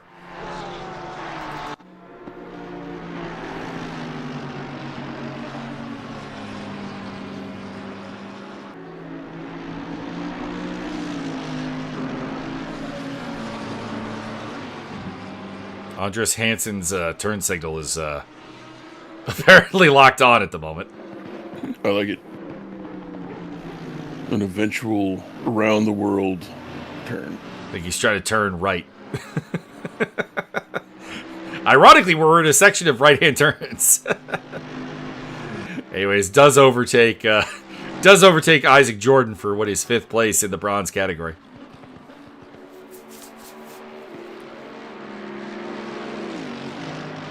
Hansen coming in today, coming off of a pretty reasonable 6th place effort at Silverstone. You could add a 5th to the table. That would be nice. Richard Oakes is again on El Perry's tail. Russ Bucket v Stealth Bomber, 2 of the oldest standing liveries in the field. They've been here as long as I've been here. You've been Oakes here down for 87 years. Man, I'm old. I'm so old, I remember when the Rust Bucket wasn't a Rust Bucket.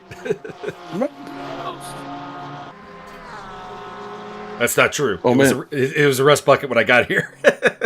I went on a rampage trying to find a book a while back, and I found the book So there was this magazine back in the 90s called Omni, and it had all kinds of like tech stuff and sci-fi, and occasionally they'd have short stories and things in there.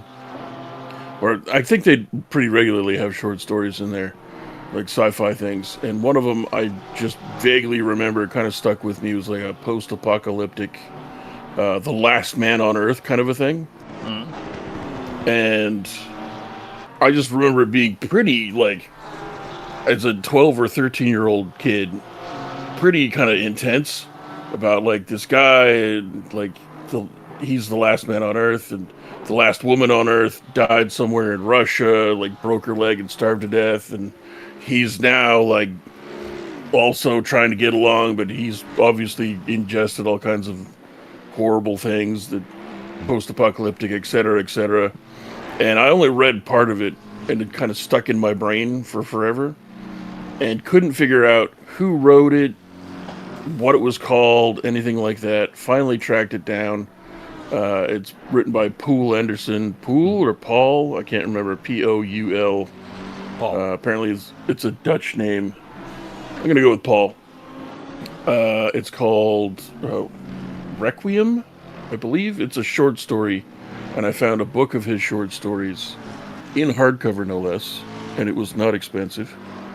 And now I have successfully read the entire story, and it is very cool.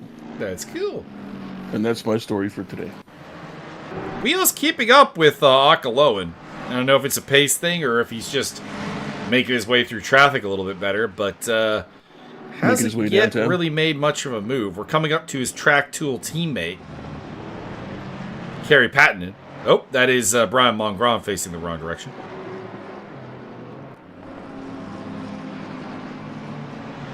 And Pattinen makes way for the championship battle.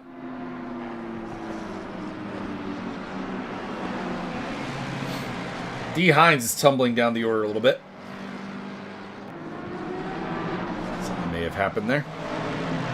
But for the time being, we have an actual battle for the lead, so let's stick with it here. Go to the inside.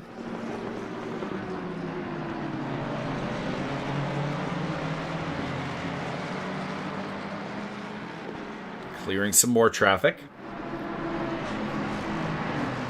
Use a broom. That's Alfie Solomons are getting around. Mike, I think they should stop lining the track with all this AstroTurf. It's getting all these rubber chunks everywhere. All right, I think we Lucas Schubert on the wall. What happened to the Griffin? I like the metallic red.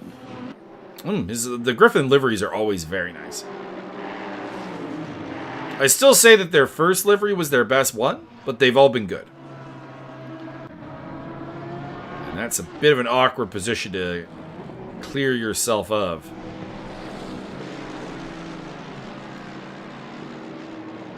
Poof. Okay, not that awkward, Lucas.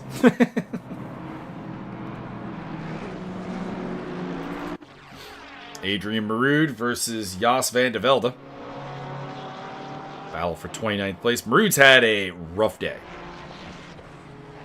Not the roughest of days. That probably goes to Kerry Pattinen. But it's been a rough day. We also had a shout out. Can't wait to join again in March. Well, we would love to have you. Lewis. I'm going to just go with Lewis.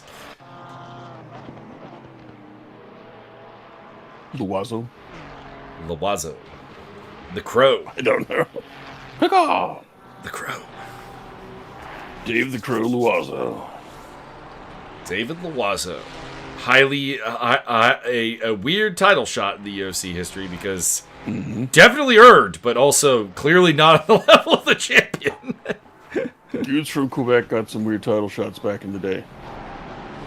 It's not that it's a weird title shot necessarily. Like, it was a very earned title shot. It's just that I don't think I've ever seen a title fight I was more hyped for and in such a beating.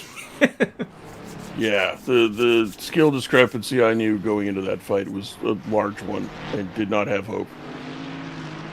I did not have hope of a win. I didn't think that would be Rich Franklin's like most dominant display as champion.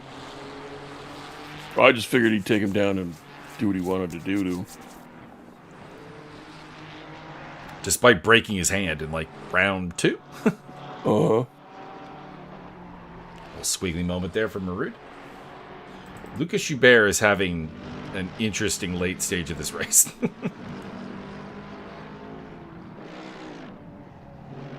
Come on, Lucas. Get your head back in the game. Vivieres is in the pits again. That is concerning. He doesn't need to pit stop, so this is either a hardware issue, a personal bio brake issue, or he didn't fuel the car up enough.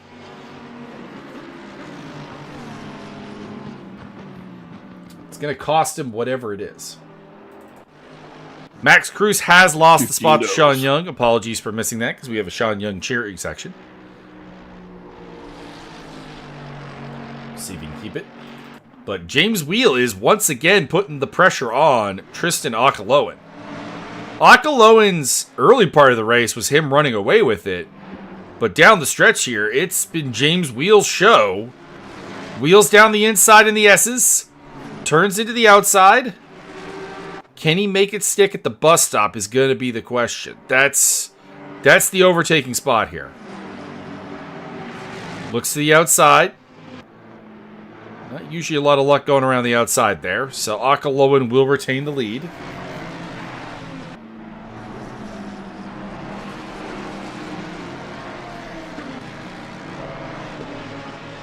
Get him, Aqualung. A couple of pit stops. Lucas Joubert, JJ Zimmerman, Thomas Boris all in.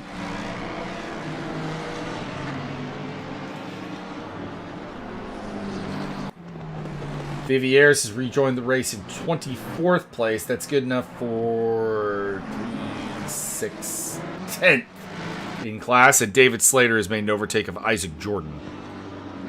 Jordan is tumbling at the moment. Down the bronze pecking order.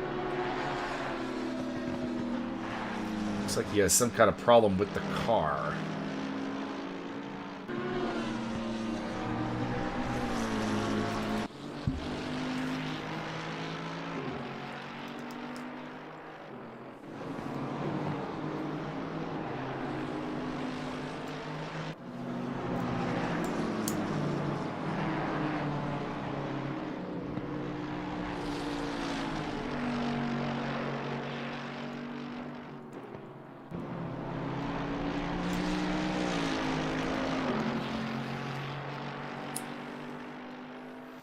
Cruz continues to chase Sean Young, and the closest battle is once again for the lead, as James Wheel wants to be top Mustang. Putting the pressure on Akaloan, who's new to the car. Wheel's been in this car for 2 seasons or so, so he's got the theoretical car knowledge.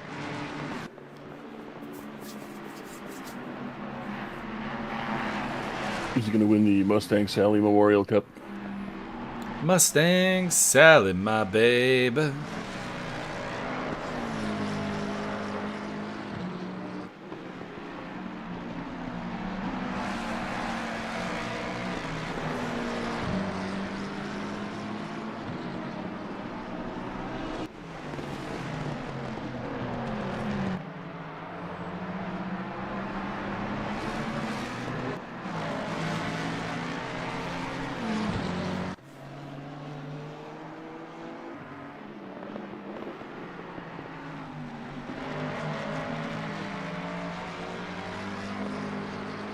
Matthew East off the track. Oh boy. He went a little far west on that one. Looks like he may have had an accident with Kerry Patton, and I'm going to tell you what driver is probably going to be the least happy with today is Kerry Patton. He has been involved in a number of accidents. Not necessarily his fault. Been some rough times. Pick up a little iron on iron action. Stunt Possum D. Hines battling with Nishant Jalan. This is for a pretty important 4th place in the iron category. Jalon, if his internet can hang on, is, I think, a real contender. Well, not really. I think Dick Post is going to walk away with the Iron Championship. But when Dick Post gets promoted, I think Jalon will be somebody to look at. The pace and speed has been there, and I think the racecraft's been pretty good considering the internet connection issues. Managed to rally a 9th place and a fastest lap at a Silverstone despite having just a terrible technical day. Technically. Currently on a run to 5th and would love to make it 4th.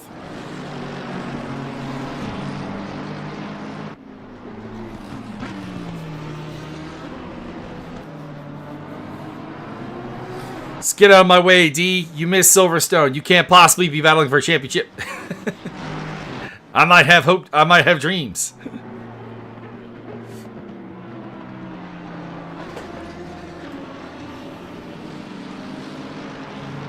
Oh, I thought you were going to keep going with the MLK speech. Nope. That's as far I as I have was a dream, cast. I have a dream of McLaren winning an iron title. Moves up into 20th place.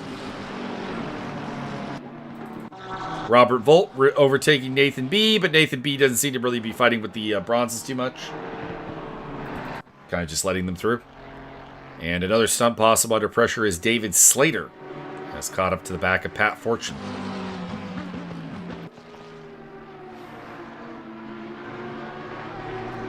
Have a dream of a DeWalt cordless drill. Actually, I do have a DeWalt cordless drill.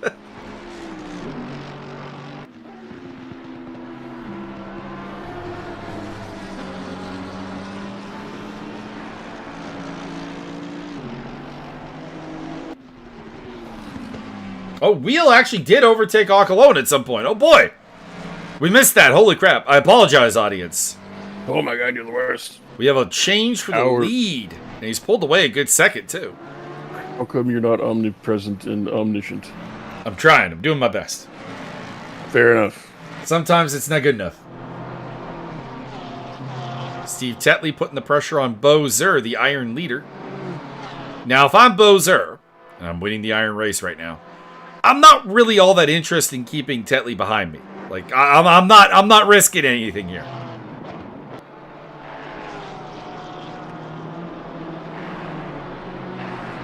I'm channeling my inner Vulcan Histan, and I'm okay. I'm okay with letting this through.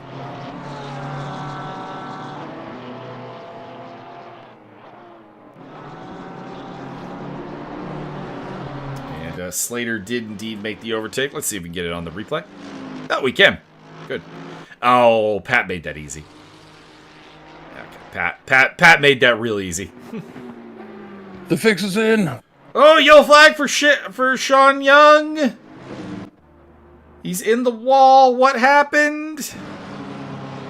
Him and Cruz are battle. Oh, Cruz gets in the back of him. Max, you had an incident not dissimilar to that in Silverstone. This is not good. He's just driving here. He's driving here. Marv Beck's also overtaking Sean Young. So Young tumbles to 5th place. 4th in category. Bex has had a really solid run.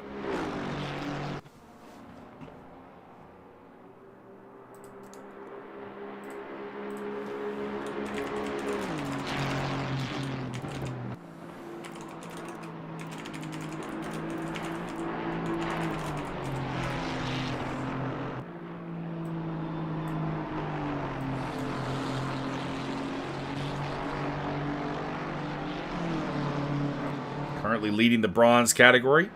Had an okay qualifying, but I didn't really see this coming. Nathan B on the tail of Robert Volt, but he more or less let Volt through, so I don't think he's terribly interested in taking the fight back to him unless Volt's holding up, and he kind of is. Volt, the bronze leader, running in 3rd place today, should retain the lead. The two guys ahead of him are Bex and Tetley. Bex did not have a Silverstone at all, and Tetley was not particularly high in the pecking order.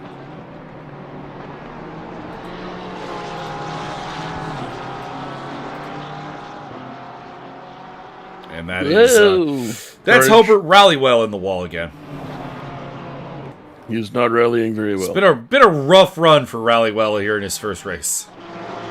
Rallying insufficiently, if I may be so bold.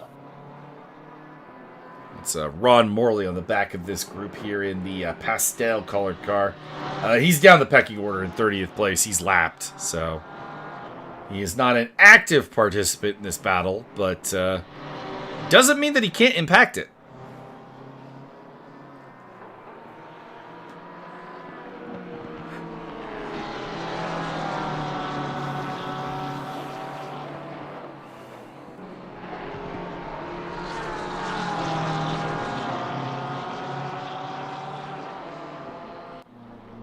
Steve Tetley also still putting the pressure on Bo Zur.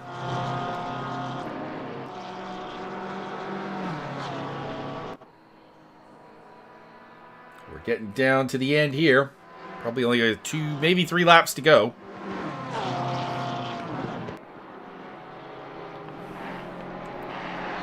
That's including this one for the record.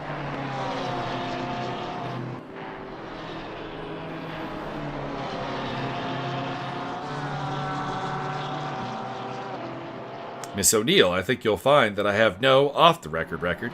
Make a record of that. Write that down.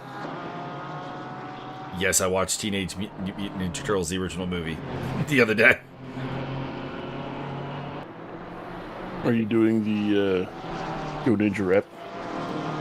No, that's in the second movie. Or is that the second one? I was gonna just occurred to me that was the second one. Mm-hmm. Go Ninja, go Ninja, go. Chalon is off.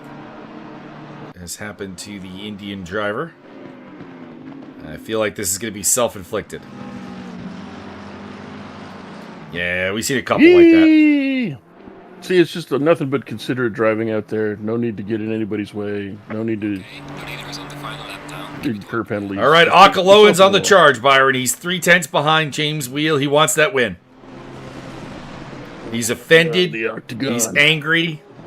He's got 1 lap to push past the DeWalt Mustang in his Van Nile Mustang. Team Track Duel. Van Nile Racing. Here we go.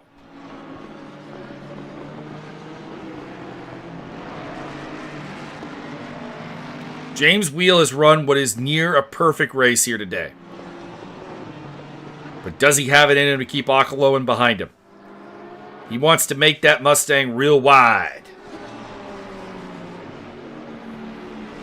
And that's not body shaping. That's the actual goal here.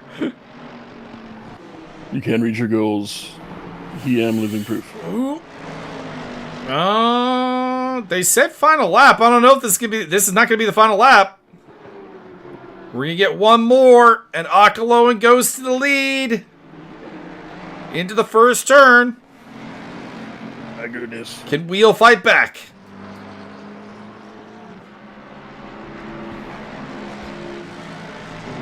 You know who I envy right now, actually, a little bit? Isaac Jordan's got a front row seat to this. Driving his Ram Racing Mercedes right behind them.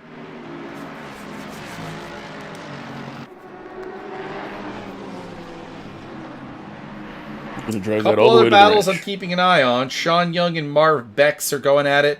Rose Jardine might have a move on Pat Fortune here. See what the Honda can do. Jardine's had a good race for someone who didn't qualify. Ooh, sideways Kerry Pattinen.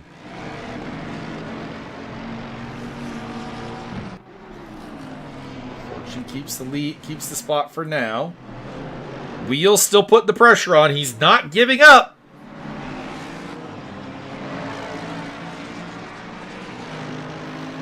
Heading up for the last time into the bus stop. Oh, pardon me, they've already gotten through the bus stop. Bus stop? We're in the boot at this point.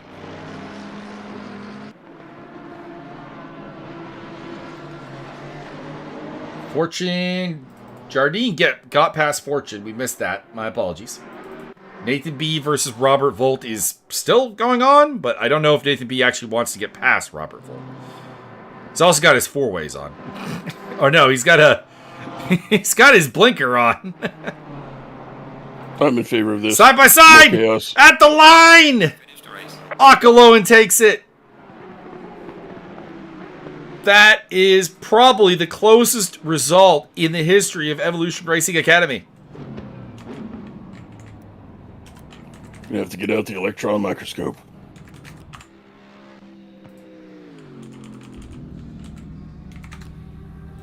Less than a tenth of a second. Mar Bex and Sean Young also come across the line very, very close together.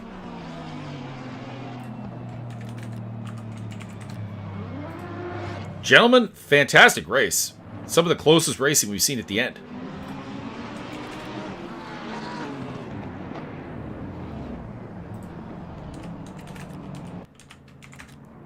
Trying to get the results down as fast as I can here because we know that people are going to start leaving the server. Everybody got to go home. You can't stay here. Robert Volt coming across the line with 3rd place in category. Behind Steve Tetley.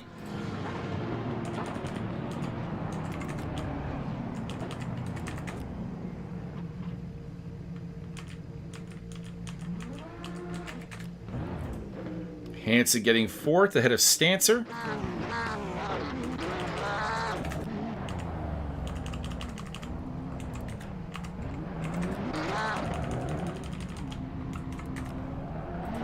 Slater, Jardine, Jordan, Wong. And not sure who the final silver point goes to. Viviers, I think.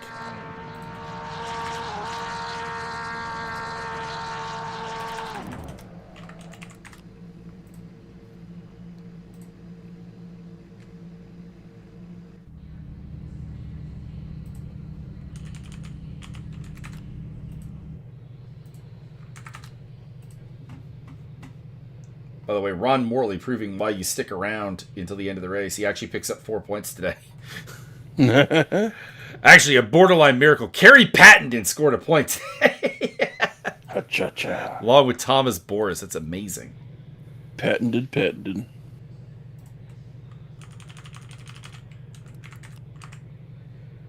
Doing my best to get as much of the standings accurate as I can, but I think I've lost that opportunity already. Seems inopportune.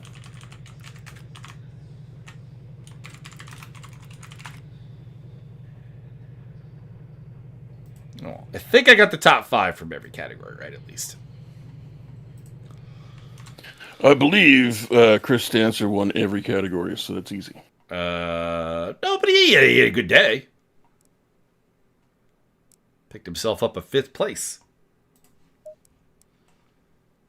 All right, obviously we're going to be showing off the Mustang here because, well, I mean, after that side-by-side finish, how can we not?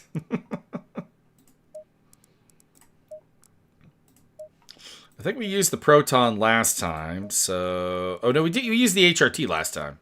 We'll use the Proton this time. I like the golden black. Was this about the Protoss?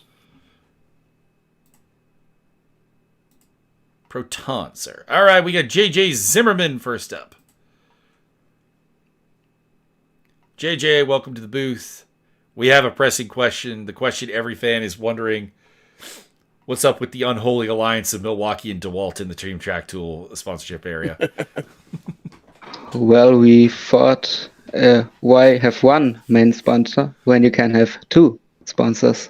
Oh. So, I believe that clears it up pretty much because I hope you don't have any questions regarding any cars and their liveries. If some Lambos are running, I have to catch my thoughts first after this race, because basically Fengler said choose what you want, but it has to be Dewalt or Milwaukee. Well, fair enough. Fair enough. It's an unholy alliance, though. It's very, very off-putting for commentating. Yeah, of course. Anyways, how did your race go, JJ? I don't think we saw a lot of your race. Doesn't mean that it wasn't incredibly action-packed. Just means that there was action elsewhere. And well, yeah, my race personally, it wasn't. It was. I was running around 20 something at some time, but unfortunately, I had a clash with Van der Velde, and then I took out Mongrain. So that ruined my race, and I had to pit with like 1 minute of damage. So not good for me, but at least my teammate James Wheel, he had a good race, I think. He almost got the win. He crossed the line side by side with Akaloan for the victory. Yeah, but Akaloan had the nose ahead. Yeah, I only heard what James said to me, but I didn't quite see it actually what happened there. So I'll have to have a look at it after. It was fantastic. We caught it at the end, so you can check it out on the broadcast, or you can check it out in replay form. But yeah, I think closest battle for a win that I've ever seen doing the Evolution Racing Academy races. So very nice, and a damn near perfect race won by James. I think honestly, because to run Akaloan that close when Akaloan seemed to have a notable pace advantage early on is very impressive. I was impressed. Byron was impressed. He's hard to impress. Normally it involves doing some kind of like triple axle into a wall or something. That does help. Yeah, I think I'm gonna head out and give Thomas or Robert the space to talk now, I think. So have a good have a good Sunday evening or something. You guys too. Bye-bye. All right. Bye. Thomas Wong, you had your hand up before Robert, so you get the spot here at number 2. Thomas, tell us about your race. Hello. Yeah. It was a race didn't go my way. The lap 1 incident I could have avoided. I saw the car going off, but like I just couldn't see where he like coming back. And yeah, spinning myself out once again, trying to recover. Yeah, so it's one to forget. It's one to forget this one. Mm-hmm. Looks like you stole 2 points, so not a complete waste of a day, not a big zero. And helping you out in what seems to be a very, very open bronze championship. Yeah, I also saw the bronze pole getting behind. I don't know. The bronze pole was Brian Mongron, who has taken back-to-back polls, but has actually not really put up much in the way of results. In fact, I think he only has 2 points on the season, despite having 2 points for polls. So, qualifying going great for him. Races, not so much. Yeah. It's probably just the 2 times in the qualifying for me today. But just, yeah. Hopefully we'll go well with the next one. Well, good luck on the next one, and we look forward to seeing you get a clean run in round 3. Hopefully. You're still our pick for the championship, so pressure on. Alright, see you guys. Have a nice evening. See ya. Next up, we have the bronze championship leader based on my rough math, Robert Volt. How'd you do today, Robert? Let's go! Yeah, although I did, anyways, I chose to use my VR headset this race for some reason. I just felt like it. I mean, you don't need to explain this to us, sir. You went out there and you got 3rd place. Yeah. I don't think anyone's judging. I know. But yeah, the the difference between single monitor and VR was astonishing. I haven't tried VR, As so I can't many say. others. Yeah, it's just you get. I just feel like you can judge the turns a lot better in VR compared to a single screen, at least.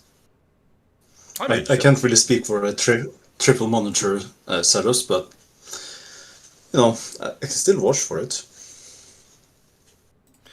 Well, you leave today with a championship lead still intact, so good times. Yep. I'm looking forward to the next race as well. The entire bronze category has to be taking a big sigh of relief once again as Brian Mongron turned a pole and did not much.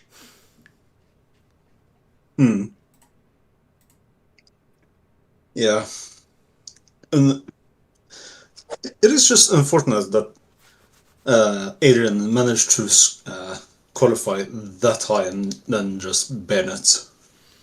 Yeah, Adrian had some rough times out there. Yeah, his VR headset also decided to disconnect for like a split second into the bus stop. Oh no! Yeah, just oh god.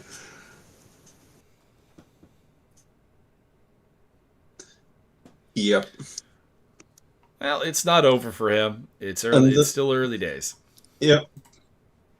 And I did notice that because he was suddenly right in front of me, so I was like, yeah, I'll just ease off the throttle on the exit of pit stop, and then he got past me, and he stayed in front of me for I think it was 3 or 4 laps before he misjudged how much space there was between him and a other car on the straight right before the bus stop.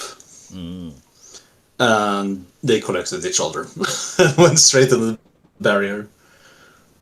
I do believe we saw that. It just... Oh, I kind of hope so, because it was just cinematic to some extent. You wanna make fun of him. It was cool to be honest with the people. You wanna make fun of him. Yeah, it is funny. Just, he took himself out with someone else, and I still reign supreme. Nah. But yeah, closer to. It wasn't all roses and glasses, or however you say it, because at the final 20 or 15 minutes, I managed to find a blue car, a left car, pointing the wrong way when I was going to exit in the middle of a blind corner. So, yeah, I managed to get like, I think it was 20 seconds on damage, and I just had to grit my teeth together and just endure losing between 1 and 2 seconds each lap. Well, you still went out there and got yourself a pretty good result in a track that you didn't qualify well on. You've done that now twice in a row, actually. Not so great in the qualifying, and just kind of pick your way through the carnage, make the best of it, and come out the other side with a podium. Yep. That's how championships are won. Yep. Hooray! Races, championships are won from car control and what's the other racecraft. Although pace in itself, pun intended, but yeah.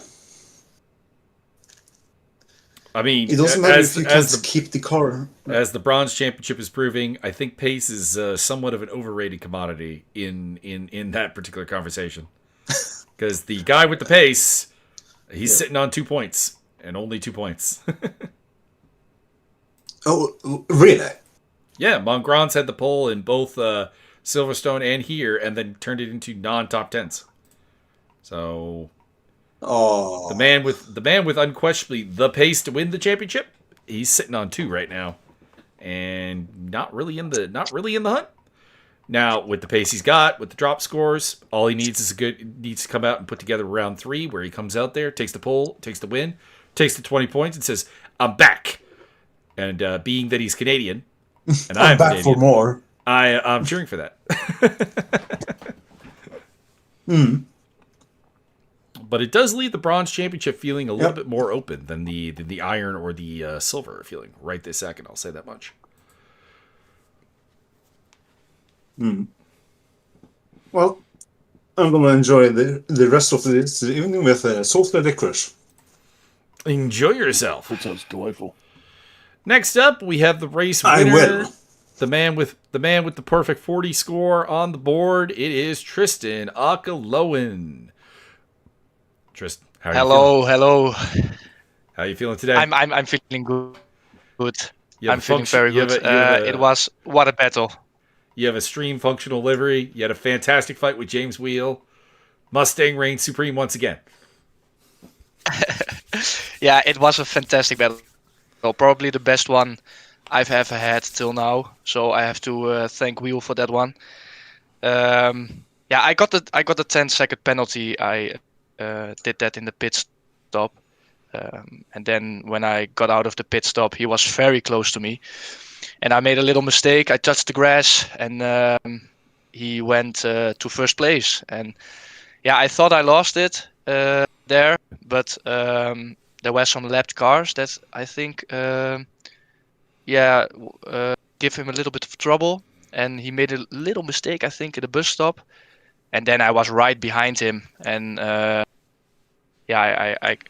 overtook him in the straight to the finish line. And the last lap, I was shaking behind the wheel. I was very nervous. Yeah. Well, despite how close it was today, you emerge with a pretty commanding lead. You are, I do believe, based on my quick maths, do not trust this, trust the stats, trust the standings as they are posted. But I have you at a 14-point advantage over Wheel heading into round number 3. That's good. That's good. I don't know. Do I get a 10-second penalty the next race, or is it like more now, or do you know what I don't know off the top. I really should look into the time penalties a little bit more to offer commentary feedback on the matter, but I have not. Being not a racer, I've not elected to handle that really. Okay. Now we will see, but it was very nice. Yeah, in the last corner, there were some lapped cars in front, so I could not take the last corner very fast, and that's why Wheel became side by side with me, and I think the difference was 0.088. I think. So it was a photo finish. So yeah. I know you. I know he was alongside you, so it couldn't have been much. No, it wasn't. But it was very nice. Yeah, it was the best battle I ever had in the sim racing. Yeah. Also, I believe this is the first time we have had 3 winners from the front engine class. It was Ford, and what was the second one? Ford, Aston Martin, and BMW are our class winners today. BMW. Okay. Also the all front engine. Also the silver podium's all front engine because Max Kruse in the Mercedes took 3rd. Okay. Yeah, all front engine. Yeah, everyone needs to switch to front engine then, I think. Front engine meta clearly is the answer. Yeah. Front engine meta could bore fans, but I don't know. Maybe. I mean, I'm down for the front But engine it was, meta. I love my front engines. What car do you drive? I'll drive anything, but front engines are like probably my strength. Yeah. If I got to go with a specific car, it'd be the Lexus. Lexus, yeah. I've never tried that one. I think I have to try it then. It's a weird one. So Lexuses sometimes get banned from competition because they seem to have a weird BOP that doesn't really necessarily. I don't know. ACC does weird things with Lexus. It's the only car that you can't make a custom livery for in game as well.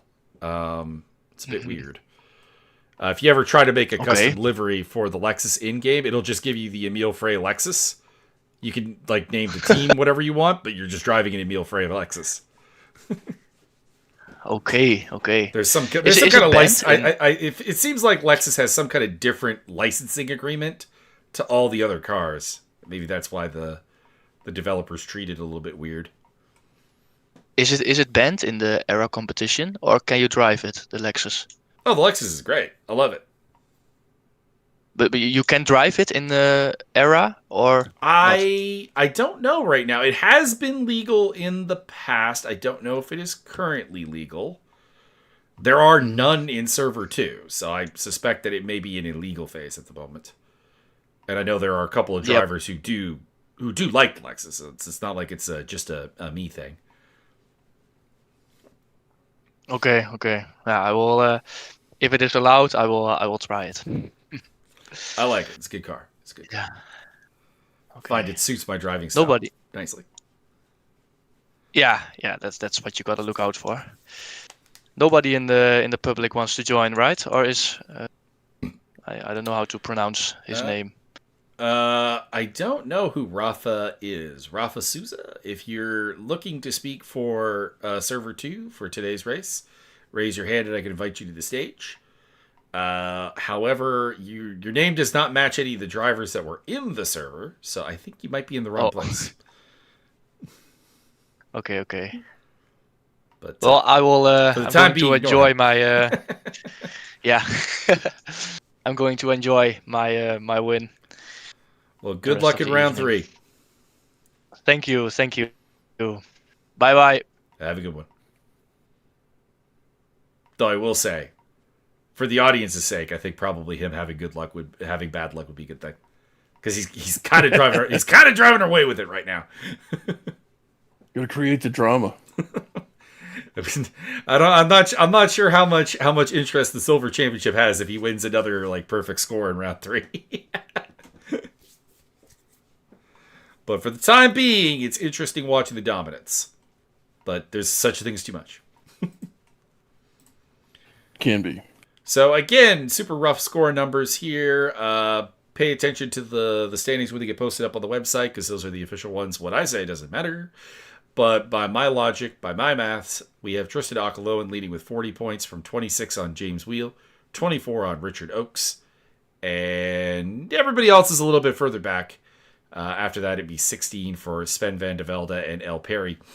In the Bronze Championship, we talked with Robert Volt. He is currently the leader, I do believe, on 32 points.